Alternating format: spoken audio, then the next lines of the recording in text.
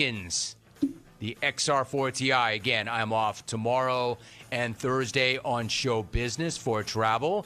I'll be back on Friday. We'll have a beef segment then. Thank you very much for listening. Have a great couple of days. See ya. I'm out.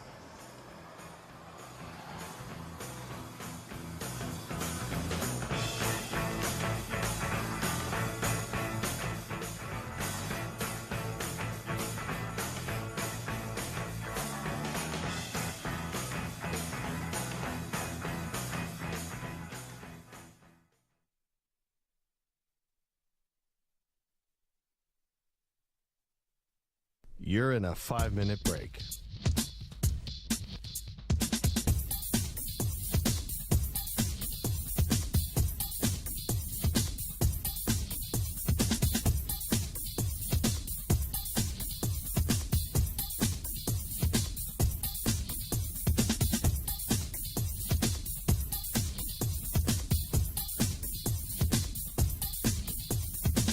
Four minutes, 30 seconds remaining.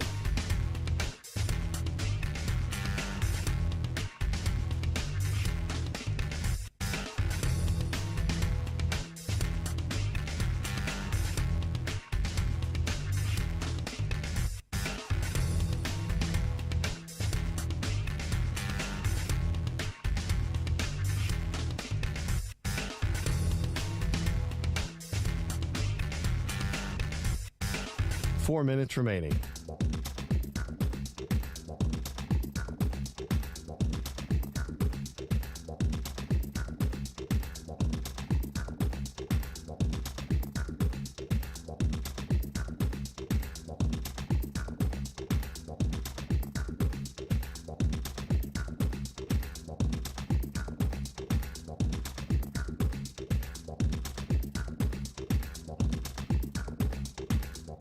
Three minutes, 30 seconds remaining.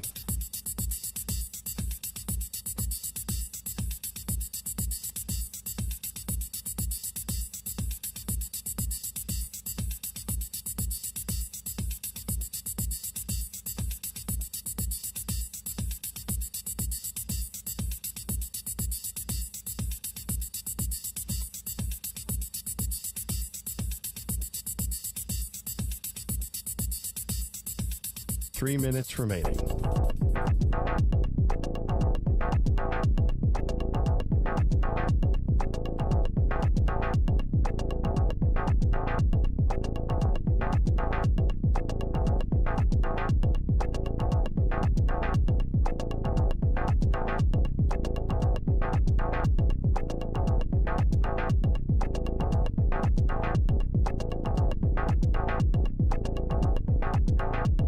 Two minutes, 30 seconds remaining.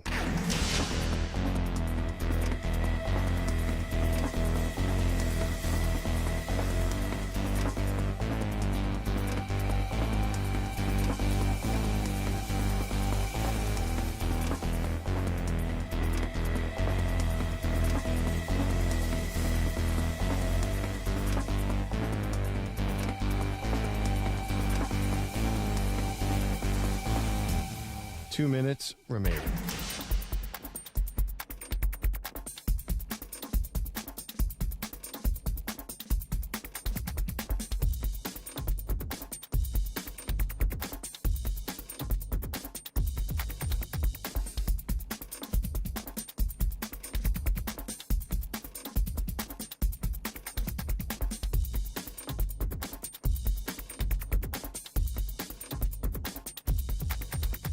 One minute, 30 seconds remaining.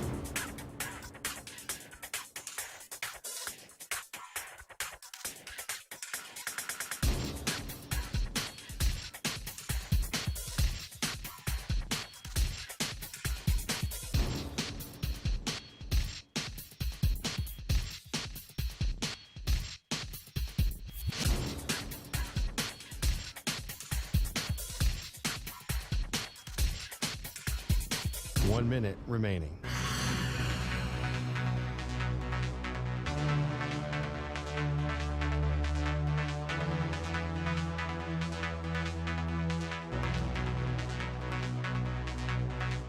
Forty-five seconds remaining.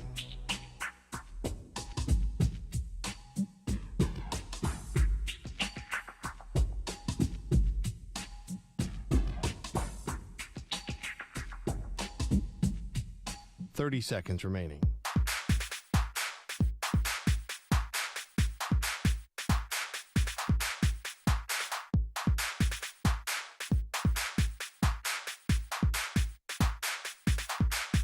Fifteen seconds.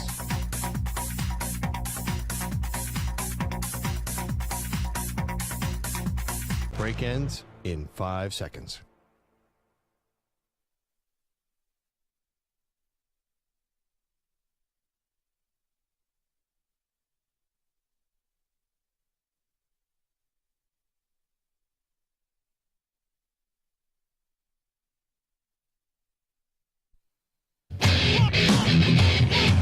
He's live.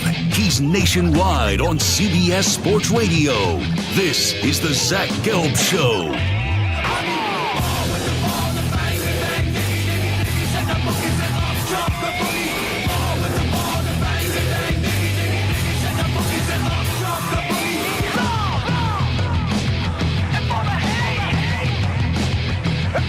Here's your host, Zach Gelb.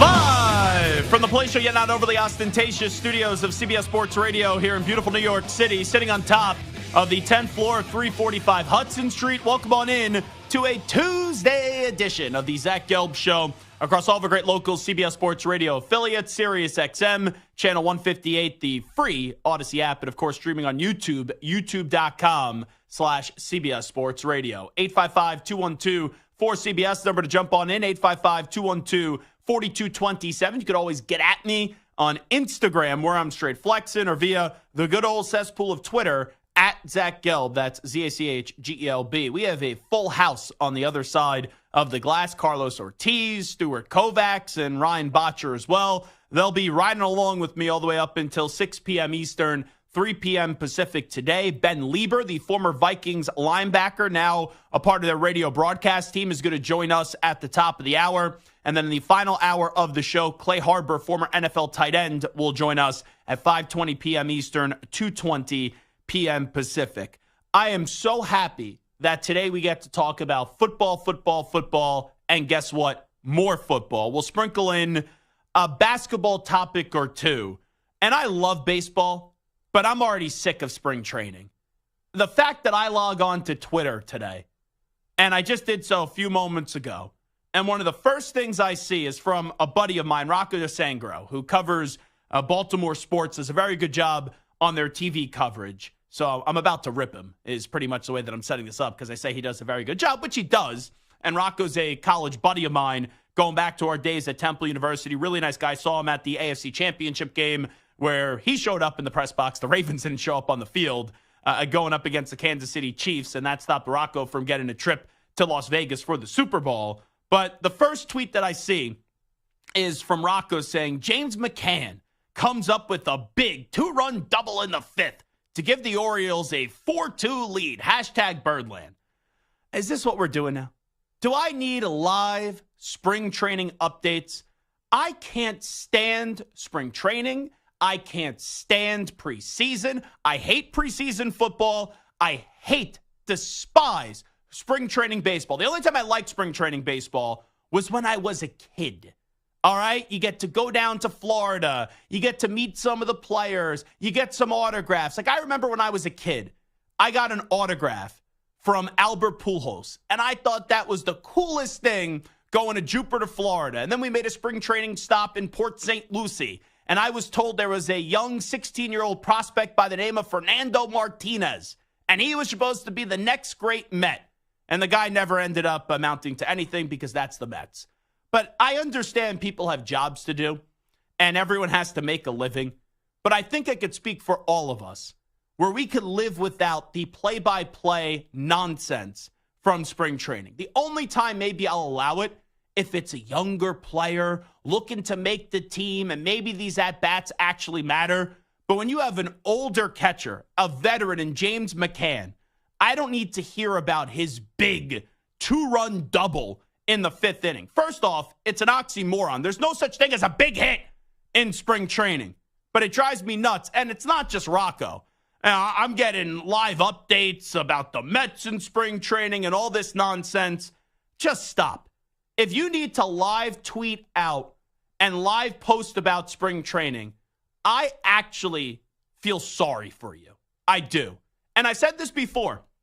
Out of all the jobs in sports media, the one job that I would want to do the least is the baseball beat writer. You have to go to 162 regular season games. Even if the team is good, who wants to watch 162 Major League Baseball games? I love baseball. I don't have the attention span to watch 162 games. And when you're covering the team, you need to sit there and log every pitch, every at-bat. That's why I think a lot of times baseball beat writers often get portrayed on social media as miserable people, because that's probably a miserable existence. It sounds great from afar. Oh, you get to cover Major League Baseball for a living? You get to go to all these games? Can you imagine how many flights you have to go on? Like, I just got back from a trip to Orlando. I then get on another plane. I know, small violin. I'm going to Puerto Rico on Thursday. So that's actually something you should be jealous about. And I see Ryan Botcher is playing the small violin with his fingers right now. But just going on 2 flights, I've been on 3 flights, 3 trips in just the month of February. I don't want to go to another airport. Like, flying can be miserable, especially when there's delays and complications and all the stress and anxiety that flying does present. But could you imagine, basically in baseball, every 3 or 4 days, you have to travel somewhere? Whether it's going to the road or coming back home, or you maybe get a week, then you're going back out to the road. It's just terrible.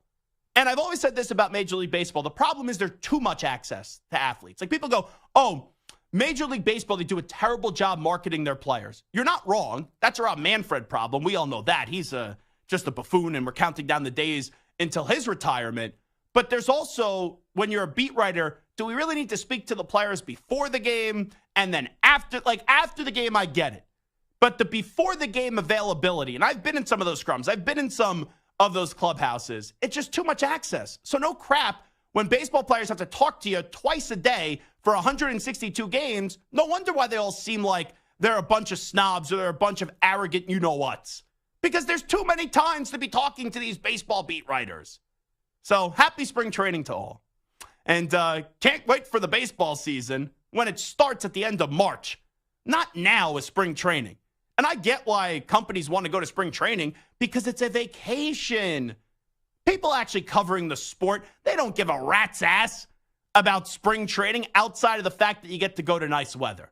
Like, if you live in Arizona or if you live in Florida and you're not traveling for spring training, but if you live in like Texas, a warm weather place, are you really getting fired up to go to spring training? No. But if you're like us miserable people here in the Northeast where it's freezing, and you get to go to Florida or Arizona, yeah, that's why you like to go to spring training. You don't actually enjoy seeing people stretch. You don't actually enjoy seeing people participate in split squad games or whatever it's called. No one gives a crap about that. So stop pretending like you do. And I have friends, and some of my friends are baseball nerds. Oh, this number, oh, this analytics, this and that. And they shove this crap down your throat in spring training? Really? Spring training? That's what we're doing? So enough with this nonsense of the daily updates and the second-by-second updates of spring training. No one actually gives a rat's ass. Stu, you are enormous, and I mean an enormous baseball fan. You're like one of those crazy people. How many baseball games you go to a year? You go to a lot. Yeah, there was a couple years ago where I went to like 40 Yankee games. 40 home games? Home games, yeah. Wow. I went to a lot. That's because I lived in the city, though, so it was pretty easy to get to. You were single then, I'm assuming? Yes. Yeah. Now it's you're a not little going different. to 40-something games. You'll be broken up in about 3 seconds. Maybe I'll go to 40 the rest of my life. Do you care for spring training? I like the idea of spring training. I'm actually going down to Tampa in March for like 3 or 4 days. Is it a guy's trip or you're going with the missus? Yes, I'm going with a buddy. Okay, that's different. That's fun. See a few games. But, yeah, I'm not someone who's going to sit there and watch every single Yankees and Mets spring training game. That would feel kind of insane. So this may be, I'm going to put my gloves on here because I want to be very sensitive addressing this crowd, because this is going to come off as a very douchey comment and like me being above this crowd, but I do not mean it that way. Like, when I was a kid, I loved wrestling. I loved WWE. Carlos Ortiz just stand up, and he looks like he's the Undertaker rising from the dead and he also looks like he wants to kick my ass right now or be Randy Orton and RKO me. See, I got some references. I could Batista bomb you, 619 with Rey Mysterio, whatever it is. The John Cena, you can't see me. I loved wrestling when I was a kid. But then I eventually outgrew wrestling. Like now, I understand a lot of people here at this company, they love wrestling. E.J. Stewart was with them at the Super Bowl, loves wrestling. Maggie Gray loves wrestling. Pete the Body Bilotti loves wrestling. I can't remember the last time I watched a wrestling match because eventually I loved it as a kid. And then sometimes you love things as a kid that you loved throughout your whole life. Other times, not the case. That was me with wrestling. As a kid, it was awesome. Then when I started to get like 14 or 15 years old, I started to develop other interests where I was like, I don't need to stay in on a Friday night to watch Friday Night SmackDown, okay? So I gave up my love for wrestling. That's how I am with spring training baseball. When I was a kid, loved it. Dad, let's go to spring training. Let's go with this family and that family. Let's go meet the players, all that stuff. Love spring training. But then when you get older and you only have so much time and you have other responsibilities, you can't have time for spring training, and you can't care about games that don't matter. And it's incredible how often people lose their mind over spring training baseball and also preseason football. There is always a superstar that's only a superstar in spring training or only a superstar in preseason football that end up amounting to nothing. So I'm not going to lose my mind here, which I basically just did for 10 minutes, but I mean in a positive way over spring training baseball. And I guess that's my TED Talk today. I do not need spring training baseball in my life. I do not need preseason football in my life as well. Just get me to the regular season when the games actually start to matter. All righty. Here's what we wanted to get to actually to start the show. That was impromptu. I just got triggered like right before we got on the air. There is not going to be an NFL running back that's going to be franchise tagged. That means Derrick Henry, free agent. Saquon Barkley, free agent. Tony Pollard, free agent. Josh Jacobs, free agent. Austin Eckler, free agent. I think it's clear as clear could be that Derrick Henry's done in Tennessee. Saquon Barkley will play what Joe Schoen had to say in a second. Regardless what the general manager of the Giants had to say, I believe Saquon Barkley will be playing on a team that is not named the Giants next year. Tony Pollard and Austin Eckler, they both could return to the Cowboys and the Chargers, but I don't think it's going to be designed by the Dallas Cowboys organization or the Los Angeles Chargers organization or their preference to bring them back. Like if they bring them back, it's because of the state of the market being so cheap and there's familiarity and those guys didn't get what they wanted and they ended up coming back to the Cowboys or the Chargers and taking a cheaper deal to stay with where they've been. I actually think Josh Jacobs is really intriguing because if you recall Antonio Pierce, when he was the interim head coach, before he got the head coaching job on a full-time basis, he was like, I'm going to build the identity of my team on offense with Josh Jacobs, and then on defense it was Robert Spillane, like not Max Crosby. That's always the name that jumps out to me. And I always find that funny because whenever I say it, Stu just gives me like a bleep-eating grin, and he's basically saying to himself, yep, that was an actual quote.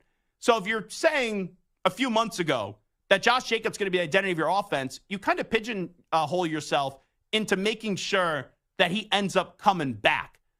But I would say out of all these running backs, Derrick Henry, Saquon, Tony Pollard, Josh Jacobs, and Austin Eckler, that Josh Jacobs is probably the most likely to re-sign with their current team because I think it is a priority of theirs. And I do think Josh Jacobs has a desire to stay with the Raiders, but he's going to need to taken care of financially, especially with what Antonio Pierce did have to say. So let's go to the new GM of the Las Vegas Raiders. That is the old general manager of the Los Angeles Chargers, and Tom Telesco. And he was asked, with everyone basically being made available today at the NFL Combine, if the team wants to bring back Josh Jacobs. We want to establish a philosophy with the Raiders that we like to re-sign our own. Doesn't bother me that I didn't draft him. He's a Raider, and he was drafted by the Raiders, so he's a high-level player. So, we're going to explore pretty hard to see if we can bring him back here and kind of go from there. But he's, as far as a player that, running game, pass protection, can really help you win games. And let's go to Josh Jacobs if he wants to stay with the Raiders. I'm not stressing it at all, Yeah. man. I mean, you don't see me putting out nothing crazy, Right. you know what I'm saying, nothing like that. I trust in God's plan. Obviously, this is home for me. Regardless of how it play out, this is still somewhere I will forever, keep a house and things like that. I will forever call home. So, obviously, this is where I want to be, and however it makes sense, I'm on board. You could sense, because sometimes people say they want to stay somewhere or an organization says they want to keep a player and you don't think it's genuine. But I think it's a priority of the Raiders to keep Josh Jacobs, and I also think Josh Jacobs wants to stay with the Raiders. And a lot of times with these running back contracts, it's now how do you dress up the contract? Because you could give Josh Jacobs a 4-year deal, $15 million a year, but it's not actually going to be all $15 million a year guaranteed. So let's just say, I have to whip out my calculator real quickly because I am not good at mental math, even though this should be pretty easy. Yeah, 15 times 4 is $60 million. Like, you could give Josh Jacobs a 4-year, $60 million deal, but only guarantee $28 million. So that basically becomes a 2-year deal worth $14 million a year if you do 28 divided by 2. That's what I think could be in play for someone like Josh Jacobs. And 15 may be too high. I may be being too benevolent. Like, it could be 12.5, let's say, $1 million a year times 4, which is $50 million guaranteed, and still be anywhere in that $25 to $28 million a year range. I think for a running back like Josh Jacobs and also Saquon Barkley, that's the best that you're going to be able to do. So I do expect Jacobs to be back with the Raiders. Pollard and Eckler, I think it's only going to be if they don't like what they hear from other teams on the market. I don't believe the Cowboys nor the Chargers will prioritize Pollard and Eckler.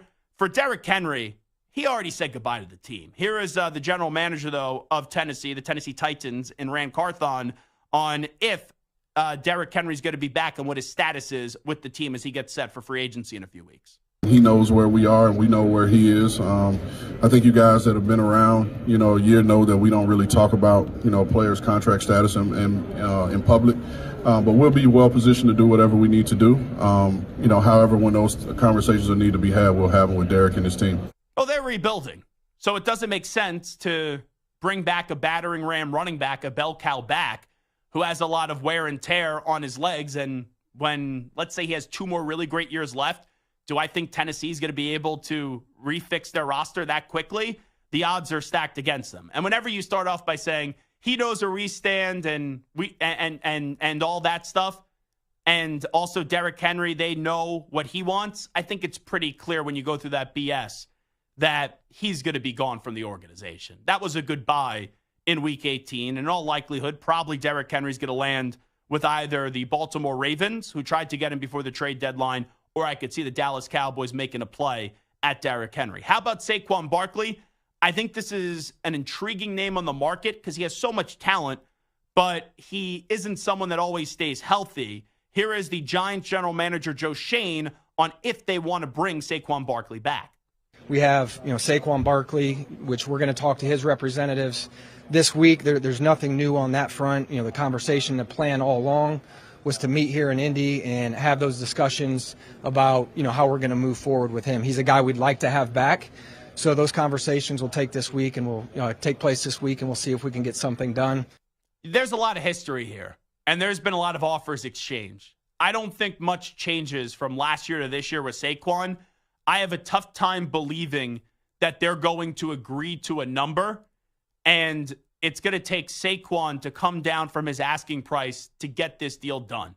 I think the Giants have made it pretty clear to Saquon what they're willing to go, and they won't exceed that. The problem for Joe Shane and Brian Daboll, you don't have that many playmakers on the offensive side of the ball, and this is a make-or-break year for you. So if you don't get a deal done with Saquon, which is probably not in the best interest of the team long-term, then maybe you're both on the streets next year looking for a job with Joe Shane and Brian Daboll, because I don't expect the Giants to have a good year this upcoming season. And I do think there will be an active enough market, once again, dressing up a contract for Saquon Barkley, like teams like the Texans, the Cowboys, the Ravens, and the Bears, where maybe they'll be able to give him a little bit more guaranteed money than what the Giants are going to be able to. And for Saquon, it's going to come down to, do you just go to somewhere else out of principle if all the money is the same, or do you want to stay with the New York Giants? So I think Henry's gone. I think Saquon's gone. And I think Josh Jacobs will stay with the Raiders. Pollard and Eckler, I do think it is a genuine coin flip. I don't think either team is going to prefer to bring them back. Pollard, I think you need a stronger running back there. He's not a 3-down back. And for Austin Eckler, does anyone not understand how this is going to go? I love Austin Eckler. He comes on the show all the time. But I'm pretty sure Jim Harbaugh is going to do whatever it takes to draft Blake Corum starting as early as the second round in the NFL draft, and that will replace Austin Eckler. What do you make of the running backs that are available? Who would you want your team to go after? 855-212-4CBS, 855-212-4227. DJ Moore has made it clear that he wants more of Justin Fields. What happens to DJ Moore, though, if the Bears do what most of us think they will do, and they trade Justin Fields and draft Caleb Williams? We'll talk about that on the other side. Off and running on a very busy Tuesday edition of the Zach Gelb Show right here, but where else? CBS Sports Radio. You're in a 5-minute break.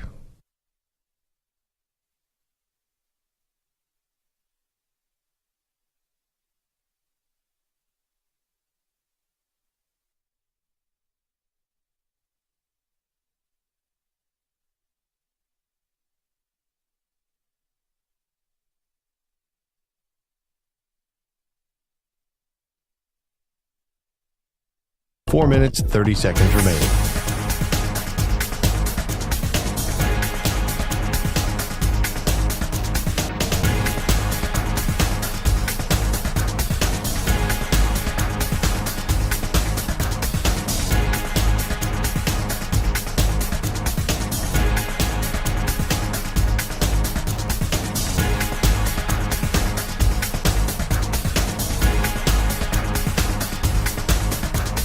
Four minutes remaining.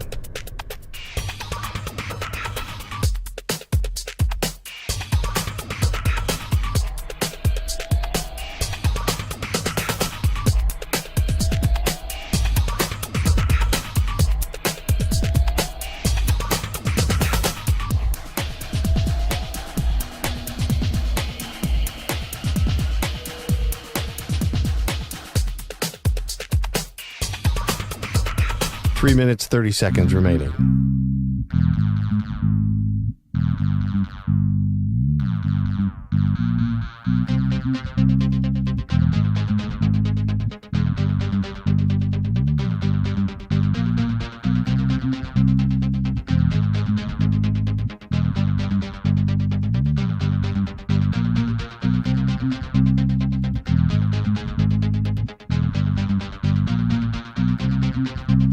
Three minutes remaining.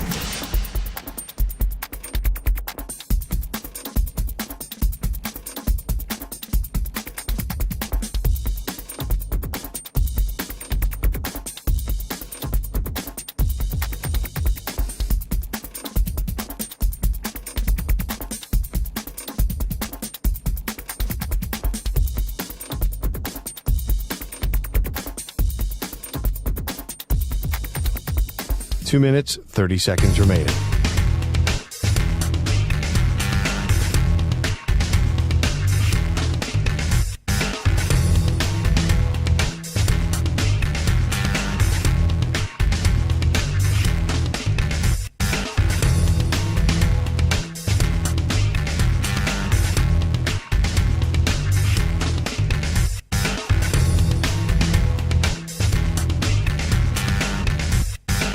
Two minutes remaining.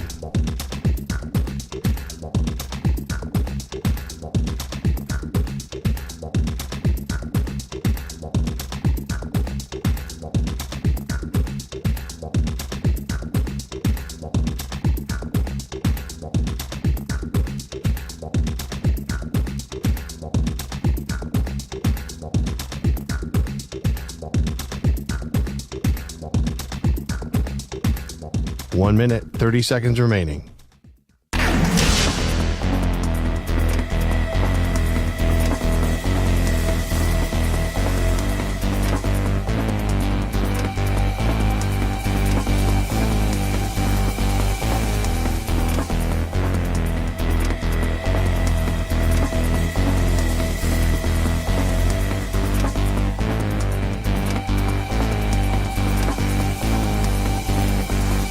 One minute remaining.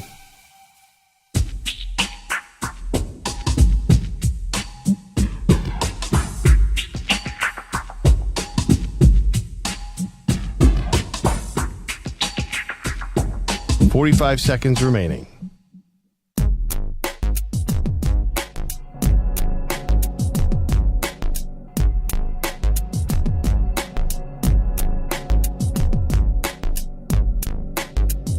Thirty seconds remaining.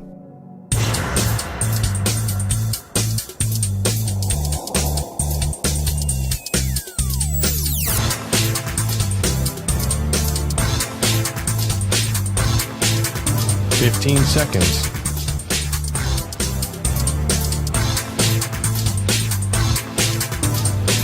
Break ends in 5 seconds.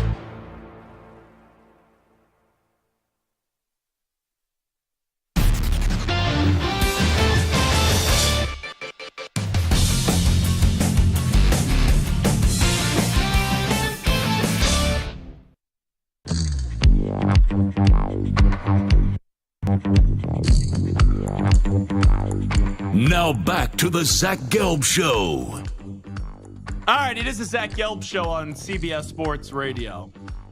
So I was reading this story yesterday about Damon Arnett, and this is via JPA Football. Police say that former Raiders quarterback Damon Arnett attempted to hide a pill filled with meth in his sock on the night he was arrested in Texas, per TMZ Sports. You may remember Damon Arnett, first-round pick. I want to say he was out of Ohio State, and that was one of the reaches by Mike Mayock. And wasn't Damon Arnett, Stu, didn't he get released from the team because he kept on going on, like, Instagram Live and, like, posting videos with guns and things like that? Yeah, I was going to say there was a gun video situation, and I think that combined with his poor performance made it kind of an easy choice. Yeah, he should have never been a first-round pick. I remember, I think it was Jeff Okudah, who was like, I can't believe all these casuals are surprised that Damon Arnett ended up being a first-round pick. So you had this story yesterday, and you know that Damon Arnett clearly has some problems, that he was arrested and had a pill filled with meth. So I was waiting to see how his attorneys did spin the story or what the response would be from the Damon Arnett camp. Most of the times I wouldn't bring up this story because, like, I just, quite frankly, just going to be genuine, I don't think our listening audience really cares about Damon Arnett anymore. But a story like this is juicy, and you get more legs to the story when you give this weak, pathetic excuse that they gave. So this is via TMZ Sports, and it was aggregated by JPA Football. Officers located a white and orange capsule with no markings inside Arnett's left sock, which the football player claimed was Adderall, an ADHD medicine that had been prescribed by a doctor. Officers researched Adderall and concluded Arnett's pill was consistent with the look of the actual medication. Cops popped open the pill and observed a white crystal-like substance, which they tested at the scene. The results were that it was crystal meth. So, like, I'm just going to assume here, based off the allegations and the reporting, this is the dog eat my homework, right? Oh, I don't want to admit that I have meth, crystal meth, so I'm going to say that this is my ADHD medication. Like, huh? You just happen to be traveling with that in your sock? In your left sock? So here's the first red flag. Forget the crystal meth part. Who carries Adderall in their left sock? I've never heard of Adderall, ADHD medication, being carried in their left sock. If you're trying to hide actual drugs, like, I don't know, crystal meth, yeah, hello, you'd be hiding that in your left sock. So that's the first of many red flags with this story with Damon Arnett. So wish him nothing but the best. Hopefully he gets his life in order. Definitely a sad story of what could have been, and his career obviously is long and over with by now, and that's crazy to say because this guy, he was drafted in 2020, I want to say? Yeah, I think he was a part of that Justin Jefferson draft class because I remember I was on the air. It was the COVID year. Yeah, it was 2020, and I was on the air in my basement, doing the draft show with JR. And when he got drafted, 19th pick in the 2020 draft out of Ohio State. We were like, he's a first-round pick, really? And in most of our notes that CBS sends us for the NFL draft, they were like projecting him late second, early third round. But Stu, that was just the drafting masterpieces, right? By Mr. Mayock. By your guy and Mike Mayock. Yeah, and they've had a lot of bad ones. Honestly, the Arnett one might be the worst when you consider how bad he was on the field combined with the off-the-field stuff. Not good. Well, yeah, I would argue Henry Ruggs was worse, right? That was bad, too. Because that was actually supposed to be a guy that was expected to player. go in the first round. I didn't think he was the best wide receiver in that draft class. Was that the year that they had the 3 first-round picks? Because Arnett and Ruggs did go in that draft. Was the safety also in that draft, or was that a different year? The year they had the 3 first-round picks. That was the Cleveland Farrell year? Cleveland Farrell was taken in like the top 5. And Josh Jacobs was the other first-round and then pick. the safety, who I'm blanking on his name. Or something like that? Yes, Jonathan Abram, Who couldn't pronounce salmon on Hard Knocks? Yes, and he was also not a very good player. Yeah. There's a trend here. So, look at that. We just went through 5 first-round picks in 2 drafts. Not 5 drafts, 2 drafts for the Raiders. Henry Ruggs, disgrace of a human being. Damon Arnett, disgrace. Cleveland Farrell was just a bust. He should have never been selected that high. Is he still in the league? I want to say, maybe was he with the Chargers or something like that? Or the Broncos, something like that? I forget who. Maybe we just looked that up. Josh Jacobs. 49ers. Oh, okay. 49ers. Gotcha. And Josh Jacobs was good. And Abrams, where the heck is he? Jonathan Abrams, I think was his name, right? I'm pretty sure it was the safety. I would be surprised if he's still in the league. I haven't heard any. Jonathan Abram. Let's see. It was with the Saints this past year. Man, imagine having 5 first-round picks in 2 drafts, and there's only one player that was worth the damn, and you could argue that it's the position in the league that is the least valued position in the NFL. If nothing, just kind of describes what the Raiders have been for the last, I'll be nice here, 4 or 5 years? Longer than that. Nice. Probably the last 20. Really, the demise of that organization was the Tuck Rule game, really. They've never consistently got their act together since the Tuck Rule game, which was the 2001 NFL season, but it was in January of 2002. They've made the playoffs here and there, but nothing ever made consistent. a Super Bowl, but, you know. Oh, yeah, that was the season after. You're right. But really, after that, it was a disaster. After that, where you had Callahan coaching the team, and Gruden went to the Buccaneers, and Tim Brown thinks that, like, it was a sabotage job, and Rich Gannon can't stand him for that, and Rich Gannon had all those interceptions, unfortunately. You are correct. That was the demise of the Raiders. It wasn't the Tuck Rule, because they did get to a Super Bowl. And didn't, like, the center go missing before the Super Bowl? Yeah, Barrett Robbins went AWOL like 24 hours before the game. Even less, story. Maybe. Yeah, just horrible. Just a terrible story. But after that Super Bowl, that was pretty much the death of the Raiders of just being a respectable, good franchise. Yeah, that 2 really playoff has. appearances since then. That's an 0-2 in the playoffs, so pretty bad. Here's what I'll say, though, and I mean this in a genuine way, because I don't always love to talk about negative storylines. It's sometimes what we do because that's what people find entertaining. I hope for people like Stu, who is a diehard Raiders fan, or who's the guy, the gorilla guy that dresses up as a gorilla at each and every game, or the other. There's 2, like, it's weird to say legendary fans, but there are 2 legendary fans for the Raiders. Violator, Wayne Marby, and then Gorilla Rilla. Those are like 2 great Raiders fans where if you see them dressed up, you're like, oh, those are the Raiders fans. And then we'll throw Stu in there as well. Which one doesn't belong? You could be the judge on that. I hope for Raiders fans like that have been through a lot of crap, that Telesco and Antonio Pierce start to move this organization back in a consistent direction. Like, you're not playing for first place. As long as Patrick Mahomes is in that division, Mahomes is going to be the favorite each and every year. But can you consistently be the second best team in that division? And can you just be a wild card contending team year in and year out? Because the Raiders fans deserve it. That new stadium is awesome in Las Vegas. Have you been, Stu, by the way? Have you been to the new stadium? I've not. I went to Vegas for the first time this past summer, but I haven't been able to go into the stadium yet, unfortunately. You know what? Maybe we do a show trip this year. Ooh. Maybe we do a show trip where we do a weekend and we pick a football game location and we go. I think I could score us 3 tickets to the Raiders. Okay. Now, I got to see what the heck I'm doing on Sundays this year.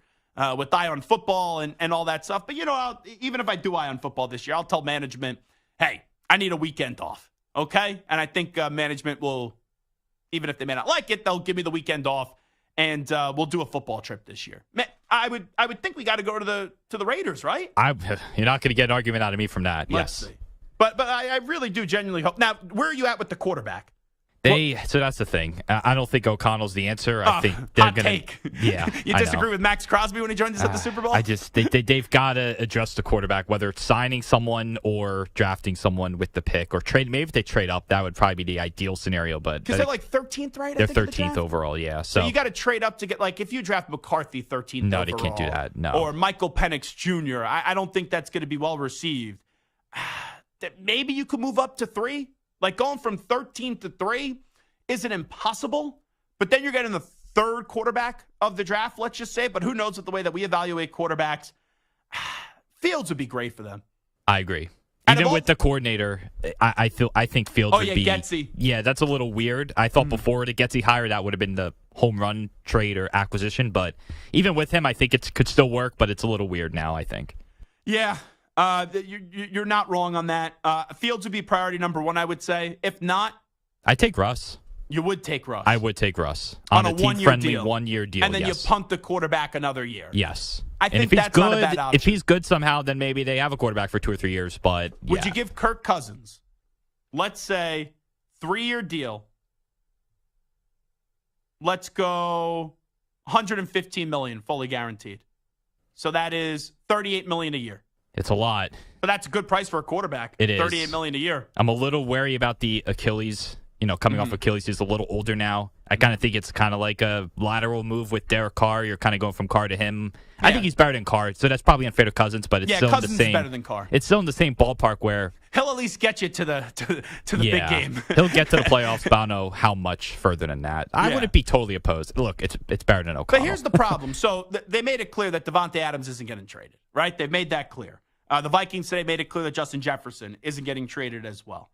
Now you got to maximize this window, assuming you bring back Jacobs, you have Devontae Adams, because if you wait 2 years to find your quarterback or someone that just can't be serviceable, then eventually Adams will go somewhere else and Jacobs will go somewhere else, because if you keep on punting on the quarterback, this regime will end up getting fired within 2 to 3 years. I know things are a little bit positive right now with the Raiders, even though we just trashed them for about the last 10 minutes, but I do think there is a positive outlook for the first time in a while with this organization. And that's why I'm okay with a flyer, no contract extension with Justin Fields, or you take a flyer on Russ for a cheap 1-year deal. Raiders' home schedule, by the way, this year. Obviously, divisional games, Broncos, Chiefs, Chargers. The non-divisional games at home, the Browns, Steelers, Falcons, Panthers, and Jaguars. I don't know if any of those are international games as well. Any of those really? Maybe the Falcons. I kind of like them. Little Falcons-Raiders. An opportunity you could win, maybe, if we go out to Vegas. And also, I do like the speed that the Falcons do have on offense. I would like that. I think that might be, that's a pretty winnable game unless they get one of these quarterbacks. Because you don't want to go when they play the Steelers. That will be a home game, I feel like. It will be a home game for the Steelers like it was this past year. Yeah. And they'll probably get smoked by, the Chargers, Chiefs. Mm-hmm. It's a good winner idea that we just brought up, potentially going to a Raiders game this year. Let's see what happens when the actual schedule does come out and where the placement of these games are, because that's very important as well. All righty, this is Zach Gelb Show on CBS Sports Radio. We'll take a break. When we come on back, you will hear from Ryan Poles, the general manager of the Chicago Bears. You will also hear from DJ Moore. And I'm just going to ask this simple question. DJ Moore has made it clear he wants to stay with the Bears and have Justin Fields as his quarterback. 2 years left on DJ Moore's current deal. What happens after basically hitching his wagon to Justin Fields if Justin Fields isn't the quarterback like we all expect for the Bears next year? We'll get to that on the other side. 855-212-4CBS, 855-212-4227. Let's get the latest CBS Sports Radio update in with the Ackman, Rich Ackerman. CBS Sports Radio. Sports Flash. And it's sponsored by Progressive Insurance. Looking for a career path with flexibility and great pay and benefits? Go to progressive.com/careers and apply online today. The Bears had the number 1 pick in last year's draft and decided against a quarterback. They're in the same spot now and have the same quandary. GM Ryan Pohl said the same approach as well. It's unique, right? But I would say our approach is exactly the same in terms of we got to look at every option and determine what is best for our team. Obviously, we chose to trade back last year, and I think that helped our team out a lot. So, again, we'll do a deep dive and see how it plays out.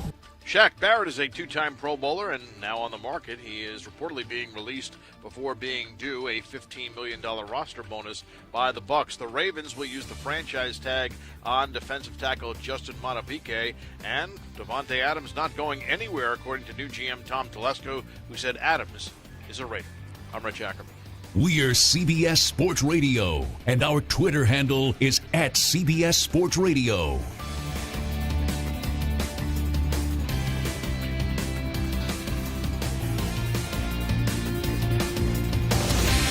CBS Sports Radio.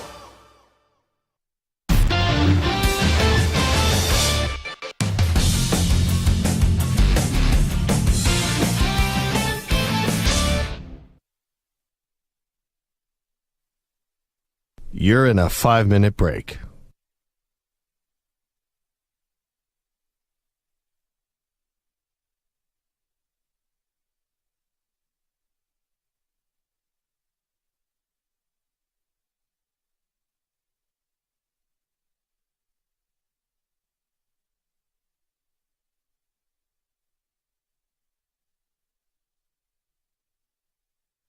Four minutes, 30 seconds remaining.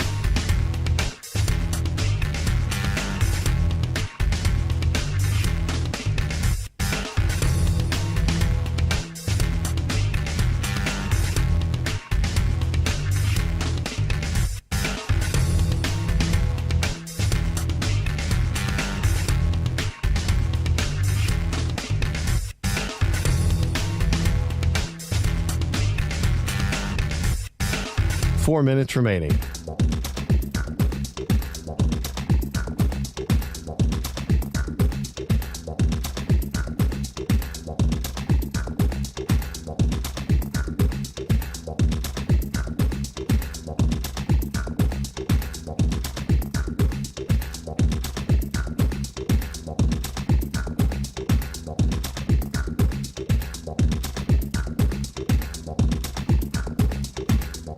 Three minutes, 30 seconds remaining.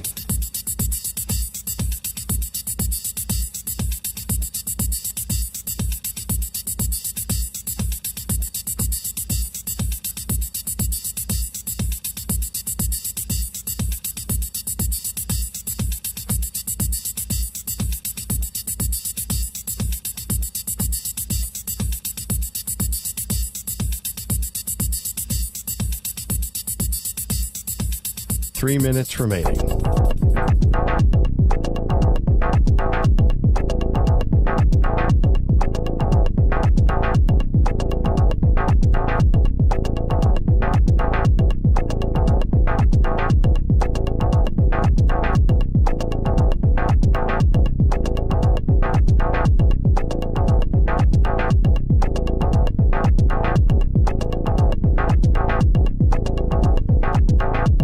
Two minutes, 30 seconds remaining.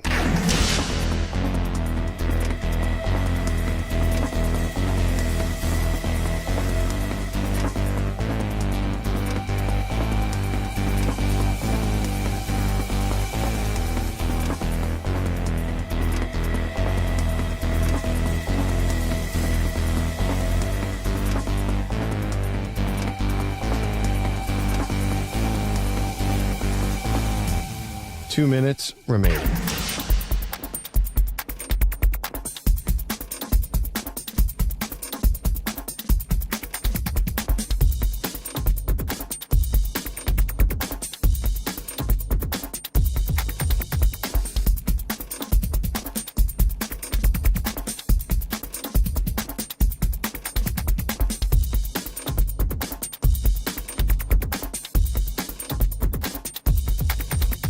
One minute, 30 seconds remaining.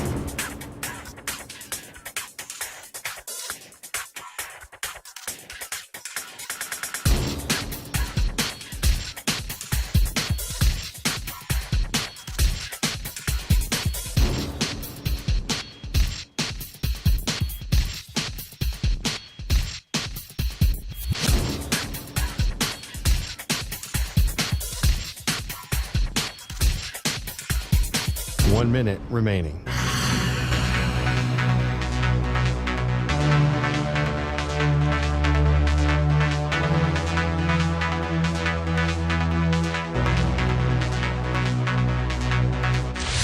Five seconds remaining.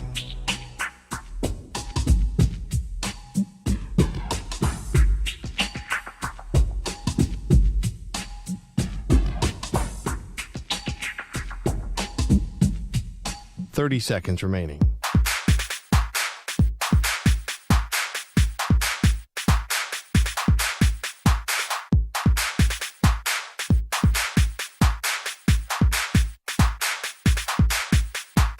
Seconds.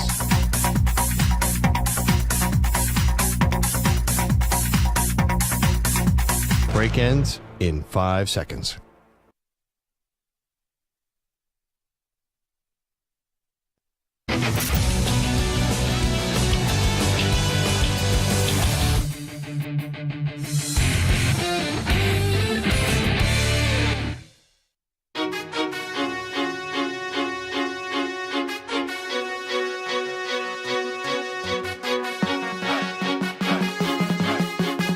The Zach Gelb Show is on the air across the nation on CBS Sports Radio. Here's Zach Gelb.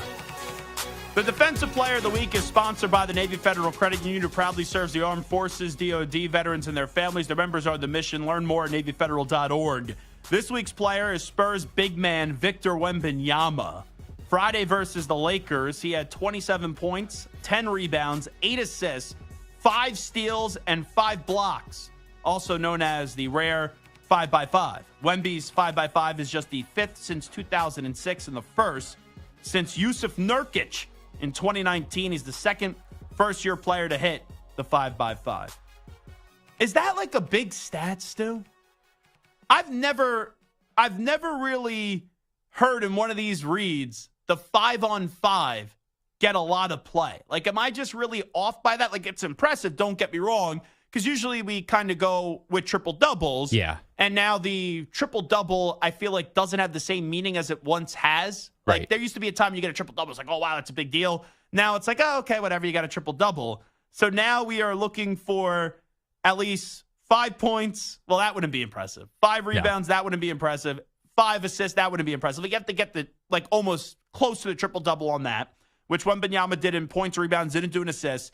And then you add in 5 steals and 5 blocks. Yeah, that's pretty damn impressive. Yeah. I didn't know that was a big thing that was tracked, though. I think it's just like not common. And since he does a few things that aren't common, it's interesting. It's one of those obscure stats. Yeah. Didn't Maggie and Perloff make some bet with Wembanyama? Is this Perloff who was going against the grain, if I remember this correct? He does not think Wembanyama was going to be Rookie of the Year? Yes. He thought it would be either Scoot Henderson or Miller, but I think he more thought it was to be Scoot Henderson. Okay. So he thought he said there's no way Wembanyama's going to win the Rookie of the Year. No way. Yeah, and I think he thought that he would be injured a lot, which I guess is a lot of the criticism of Wembanyama. But yeah, that's a tough bet to lose because he's probably going to have to drive all the way to San Antonio. Oh, he has to drive. He has to drive to San Antonio. That's the bet. How long? How many days is that? Let's see. New York. Let's do 345 Hudson Street. Drive to San Antonio, Texas. Let's see. 27 hours. So you have to do that well over 2 days. I know it's 24 hours a day, but you got to stop. Perloff's a little bit of a prima donna, too, so he's got to get his sleep in, got to get his food in, and all that stuff. That seems miserable. And he's going to drive to San Antonio once this award's announced that Victor Wembanyama is the Rookie of the Year? Yeah, and I think he has to go to a game and bring a sign that basically says apologizing to Wemby for doubting him, if you will. So actually one of my good childhood friends, his dad moved to San Antonio, his dad and his mom, and they have like a catering business, a food business down there, and they have season tickets to the San Antonio Spurs.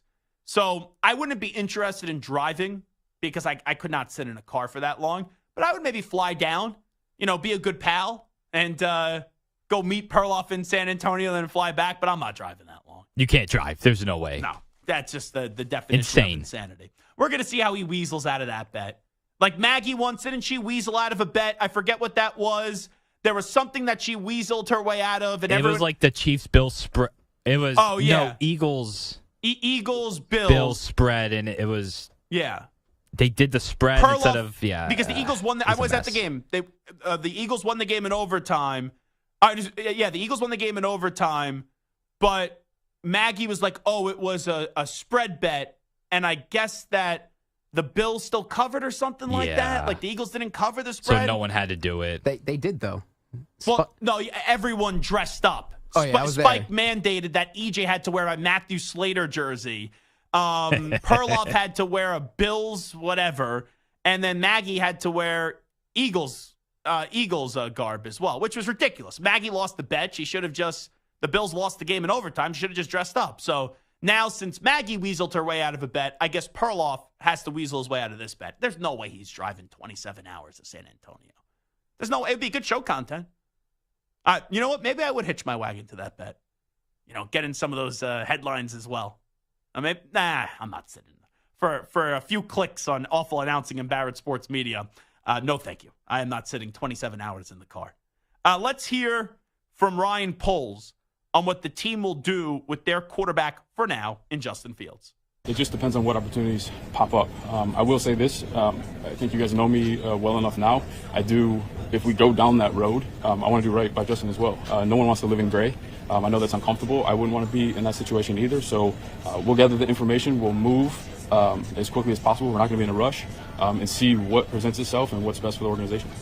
Let's also go to Ryan Poles. He was asked if there's any concern about Caleb Williams not wanting to play in Chicago.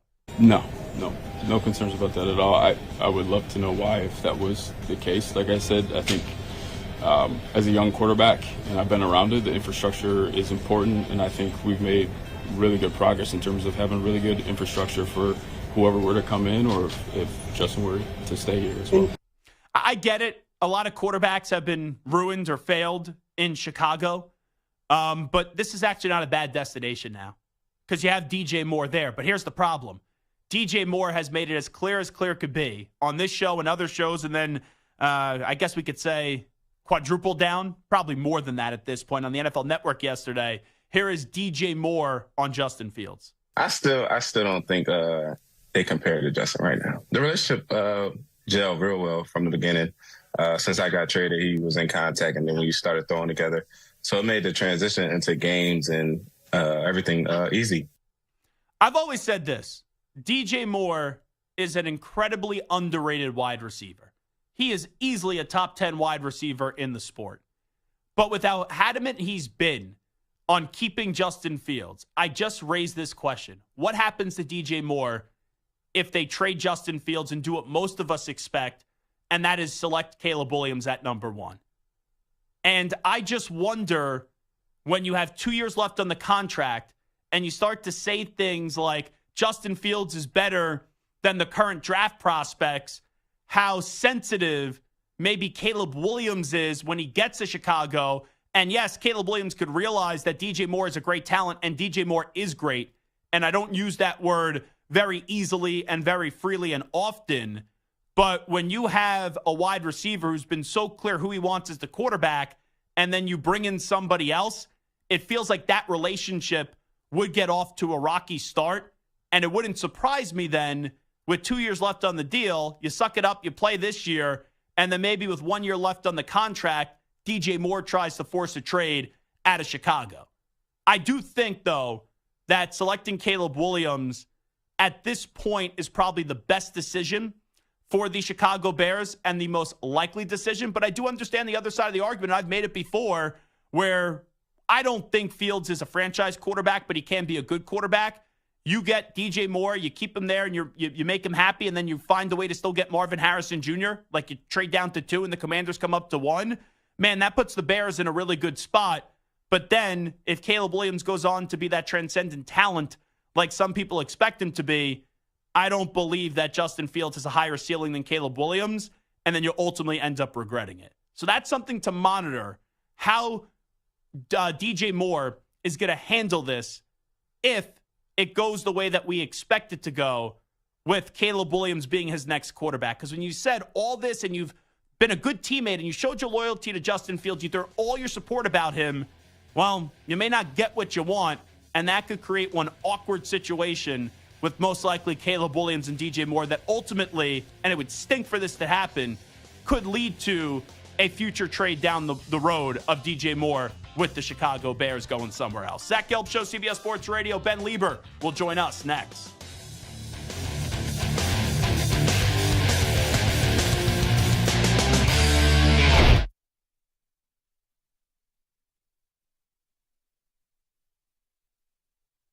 You're in a 5-minute break.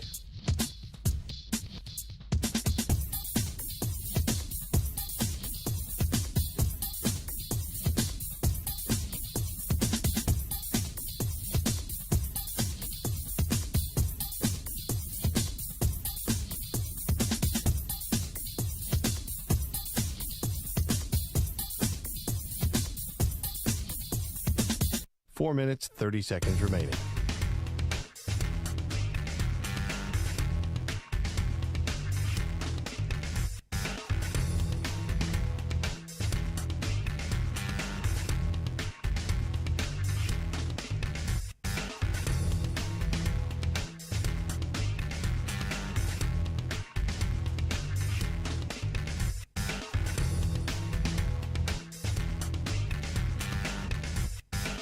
Four minutes remaining.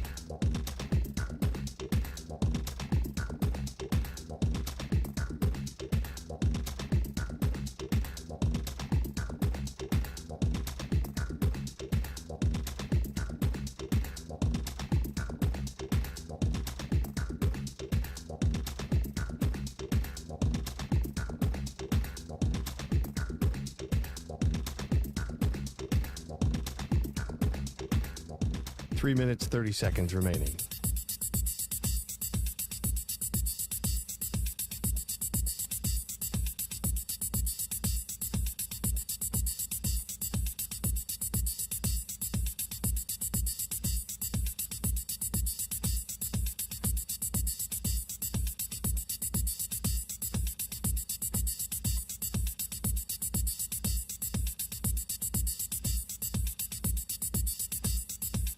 Three minutes remaining.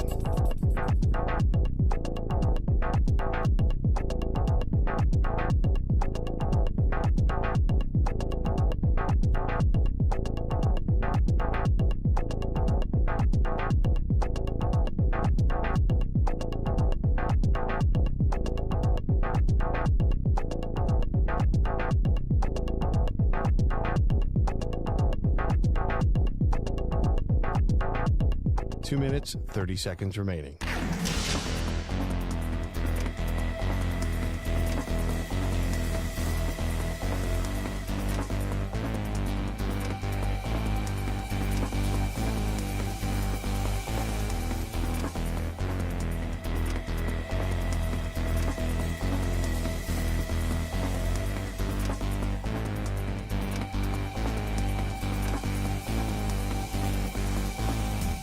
Two minutes remaining.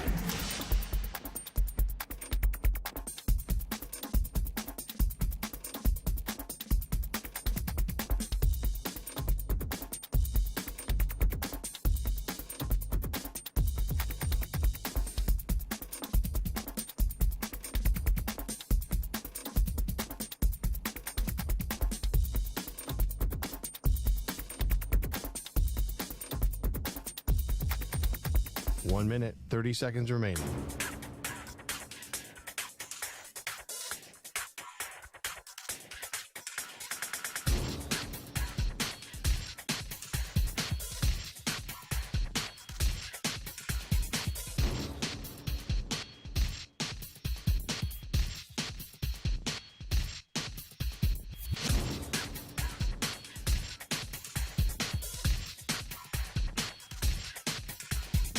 One minute remaining.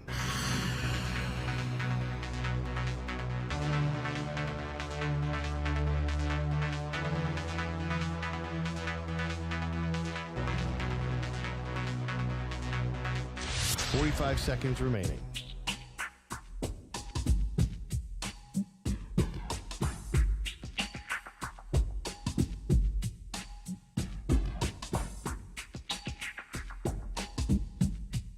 Thirty seconds remaining.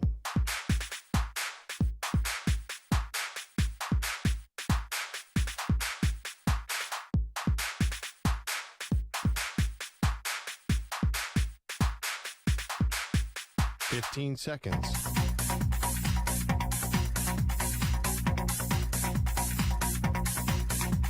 Break ends in 5 seconds.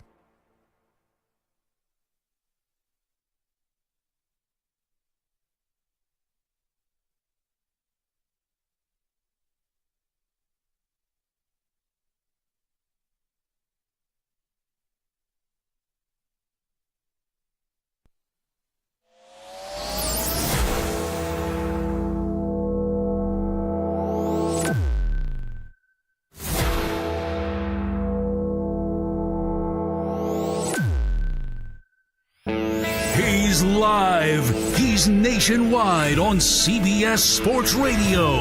This is the Zach Gelb Show.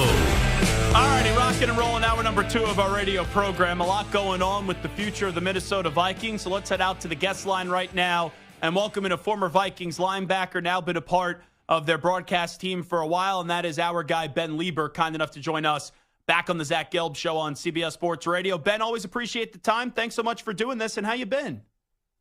Always a pleasure to be on with you, Zach. I've been good. You know, I'm actually talking to you from Hawaii, believe it or not. We've got our Twin Cities Live show is here in Hawaii on a viewer trip. So we have 175 viewers with us. And yeah, we're just kind of concluding our trip today. So it's a perfect timing. I'm very jealous that I didn't get invited to this. I would love to go to Hawaii. You could have signed up, you know.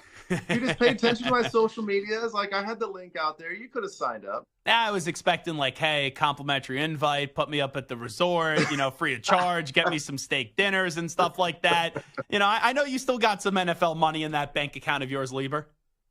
Yeah, well, you know what? Maybe we'll talk next year. We're getting ready to announce even a month or two our next big trip, so I'll keep you in mind. Yeah, big bucks, Ben. Just make sure you take care of me. Ben Lieber here with us on the Zach Gelb Show. Talking about big bucks, Justin Jefferson is going to get a lucrative contract extension. I was relieved today to hear Kwesi Adolfo-Mensah nip the rumors in the bud in regards to him getting traded, because I think I would have had a meltdown on the air, and I'm not even a Vikings fan. I just love Justin Jefferson. It would have been so stupid if they even entertained trading him this offseason. Yeah, I totally agree. I mean, you talk about a guy that you can build your franchise around, not just from a talent standpoint. I think we all know that and you heard Kwesi talk about, he's the best player that's not a quarterback in the NFL. And then he goes on to say, and he deserves to be paid like it.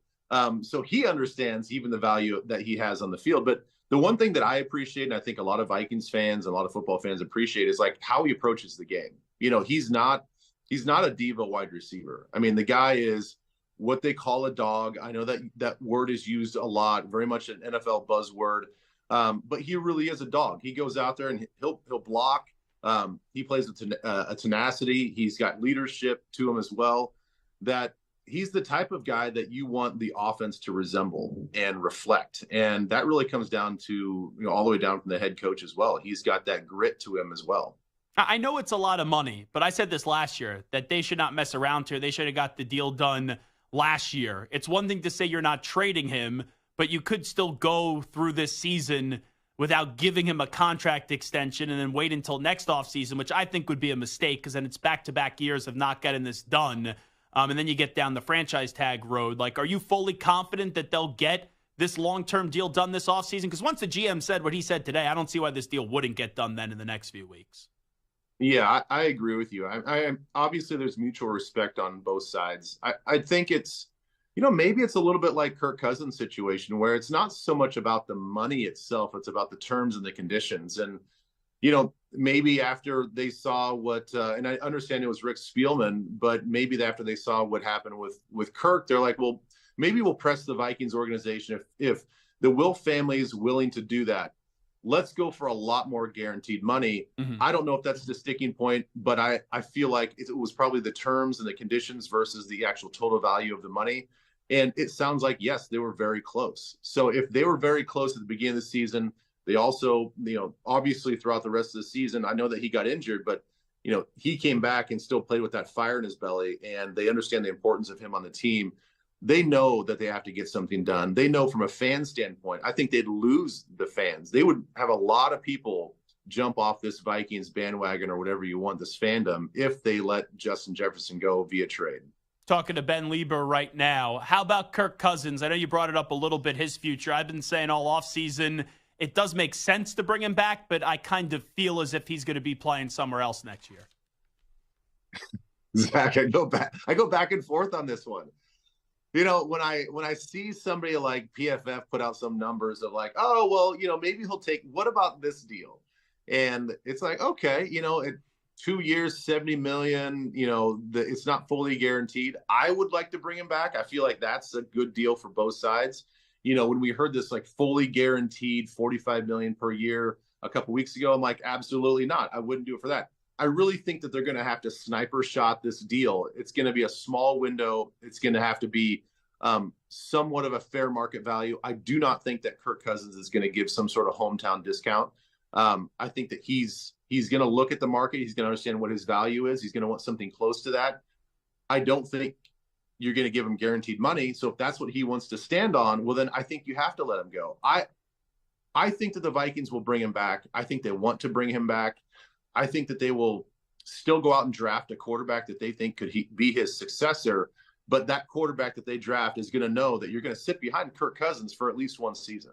You know, it's interesting that you say that they want to bring him back because it feels like Kwesi Adolfo-Mensah wants to move up in that draft. They tried to do so reportedly last year for Anthony Richardson. It maybe seems like, okay, you know what Kirk is. He's good, but they're looking for that future plan. And once again, I think that would then fall in line with the argument of, all right, you let Kirk walk, and then you got to find a way to pounce up from where they are in the draft now to get into that top three and maybe make a trade with New England. Well, listen, I think that – hold on one second. Yeah, man. No, I'm good. Thank you. What do you got, room service coming in there? You know, it's the guys trying to take bags. You know, like I said, we're flying out later today, and I don't need to drop my bag off just yet. So what was the question? Sorry, so no, it's all good. Ben Lieber here with us on CBS Sports Radio. This is what happens when we bring someone on from Hawaii. They're having a good time. They're trying to get to a bunch of places.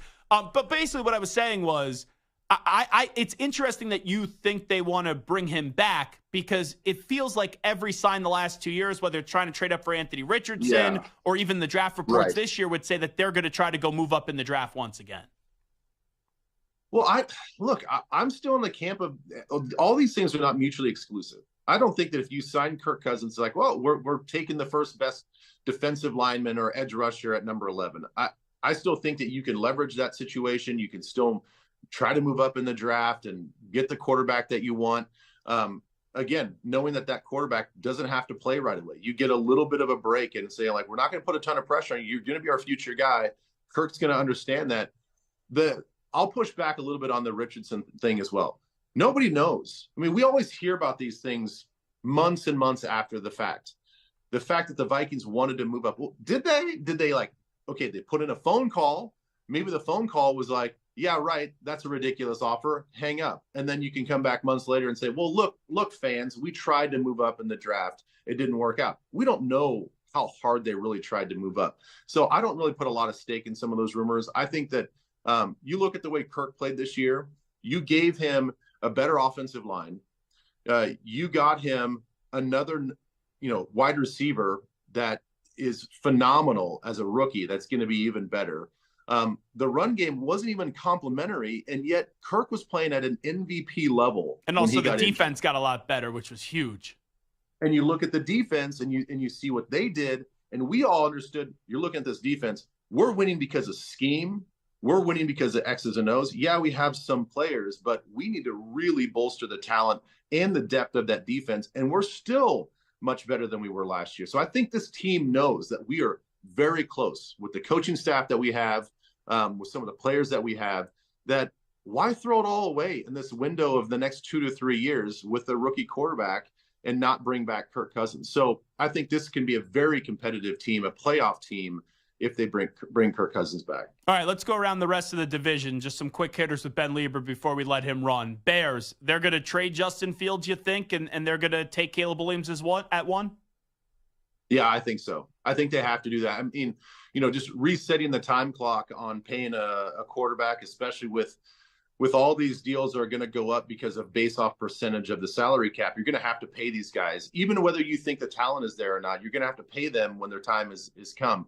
So I think they reset the clock on the quarterback situation. They go with probably a more dynamic player in Caleb Williams, and I think they will find a way. And we heard Ryan Poles talk about how, look, if this deal's going to get done, we're going to do right by Justin Fields as well. They're not going to do him dirty. So I think that they'll let him figure it out a little bit on his own as well, and still get something for him, but I think put him in a good spot. So I think they'll trade him. We have seen before, right? Bledsoe go from the Patriots to the Bills. We have seen McNabb go from Philadelphia to Washington. Is there any chance a deal gets done, Bears, Vikings, inside the NFC North, where Justin Fields' next home is Minnesota? No, I don't think so. I think that if you're going to bring a guy like that on and feel like he does well enough to where you have to pay him, I don't think that the Vikings want to do that. I think they're fine with maybe a two-year deal with Kirk Cousins, but going long-term commitment on a 5, 6, 7-year deal with a veteran quarterback and have to pay vet quarterback money, I think they go right back into the same boat that they're in with the salary cap. I think they want to go younger, cheaper eventually and build the team with the extra cash. Wrap it up with Ben Lieber. I know that the NFC North had about an offseason where they were able to celebrate the demise of the Green Bay Packers, but now it looks like the Packers have found their next franchise quarterback in Jordan Love. I see you shaking your head. That probably makes you feel like, man, they've done it again, right? Yeah, absolutely. It pisses me off, as a Vikings fan. I thought for sure, here we go. We're going to watch all these poor Packer fans, actually have to feel like the rest of the NFL, where you have to kind of work your way through another quarterback situation. But, credit to their whole organization and Jordan Love. He's been phenomenal for going through the season, ups and downs early in the season. You saw some flashes, you saw some struggles, and then that second half of the season, he just figured it out. They figured it out, and good for them. I want this division with the Lions in there, and let's see what happens with the Bears if they get Caleb Williams. I want this to be the premier division in football. I know that every team wants probably an easy path to the playoffs, but I want the Minnesota Vikings to have a tough road in the division. That way they're battle tested and they go into the playoffs knowing that they're one of the best teams in the league and they can compete. So bring it on, man. Bring it all on. Yeah, where's your confidence long-term? It was incredible what we've seen out of the Lions the last 2 years. They got hot at the end of last season, and this season, if they could have just protected that lead in the second half, who knows what would have happened. Maybe they would have won the whole damn thing, but they're in the NFC Championship game. Do you feel like now, Detroit, that they're here for the long term with Dan Campbell and company? Yeah, I think so. I really do. I think that they have bought into his message. I think that's from the top down with the GM and everything. I really think that what's holding them back is some of their defensive scheme and adding some talent back there, especially in the secondary. If they can figure that out, I don't see why, again, you go back to quarterback's situation, he's going to be up there a little bit in age as this goes along. How's that going to shape up? But their formula for selecting players via the draft and building through the draft has been phenomenal. And so I think if they can keep up with that, they don't get too above their skis and get too cocky with what they are. I think they're building for long-term success. It's kind of crazy. There's some similarities with the Vikings were the last few years, right? They had that NFC Championship game appearance. They got blown out by Philly. Then they get Kirk Cousins.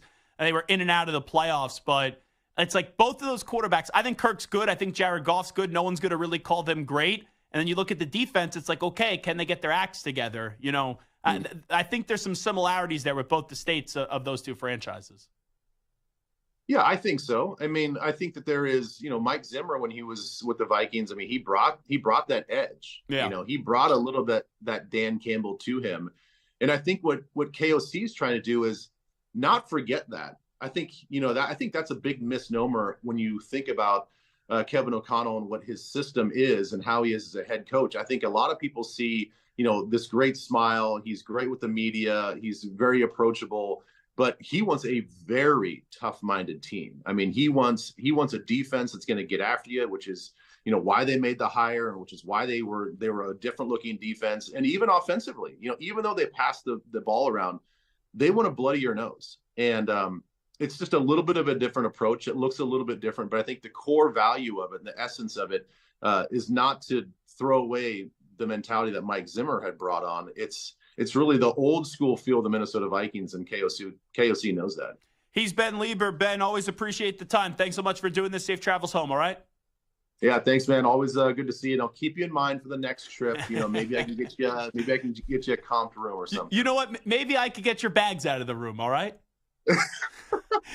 I'll put some work in to earn my keep, all right? That sounds good? Yeah, that sounds good. That works out, man. There he is, Ben Lieber, former Vikings linebacker, also started his career with the Chargers. That does a great job on the sideline for the Minnesota Vikings radio network, joining us on CBS Sports Radio. All right, let's break. When we come on back, should the NCAA tournament expand to 96 teams? And also, is the coverage of Bronny unfair? We'll get to that on the other side.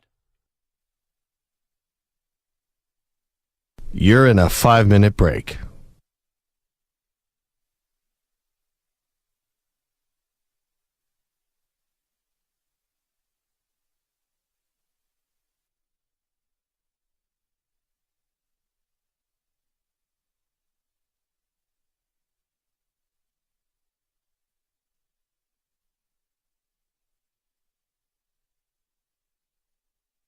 Four minutes, 30 seconds remaining.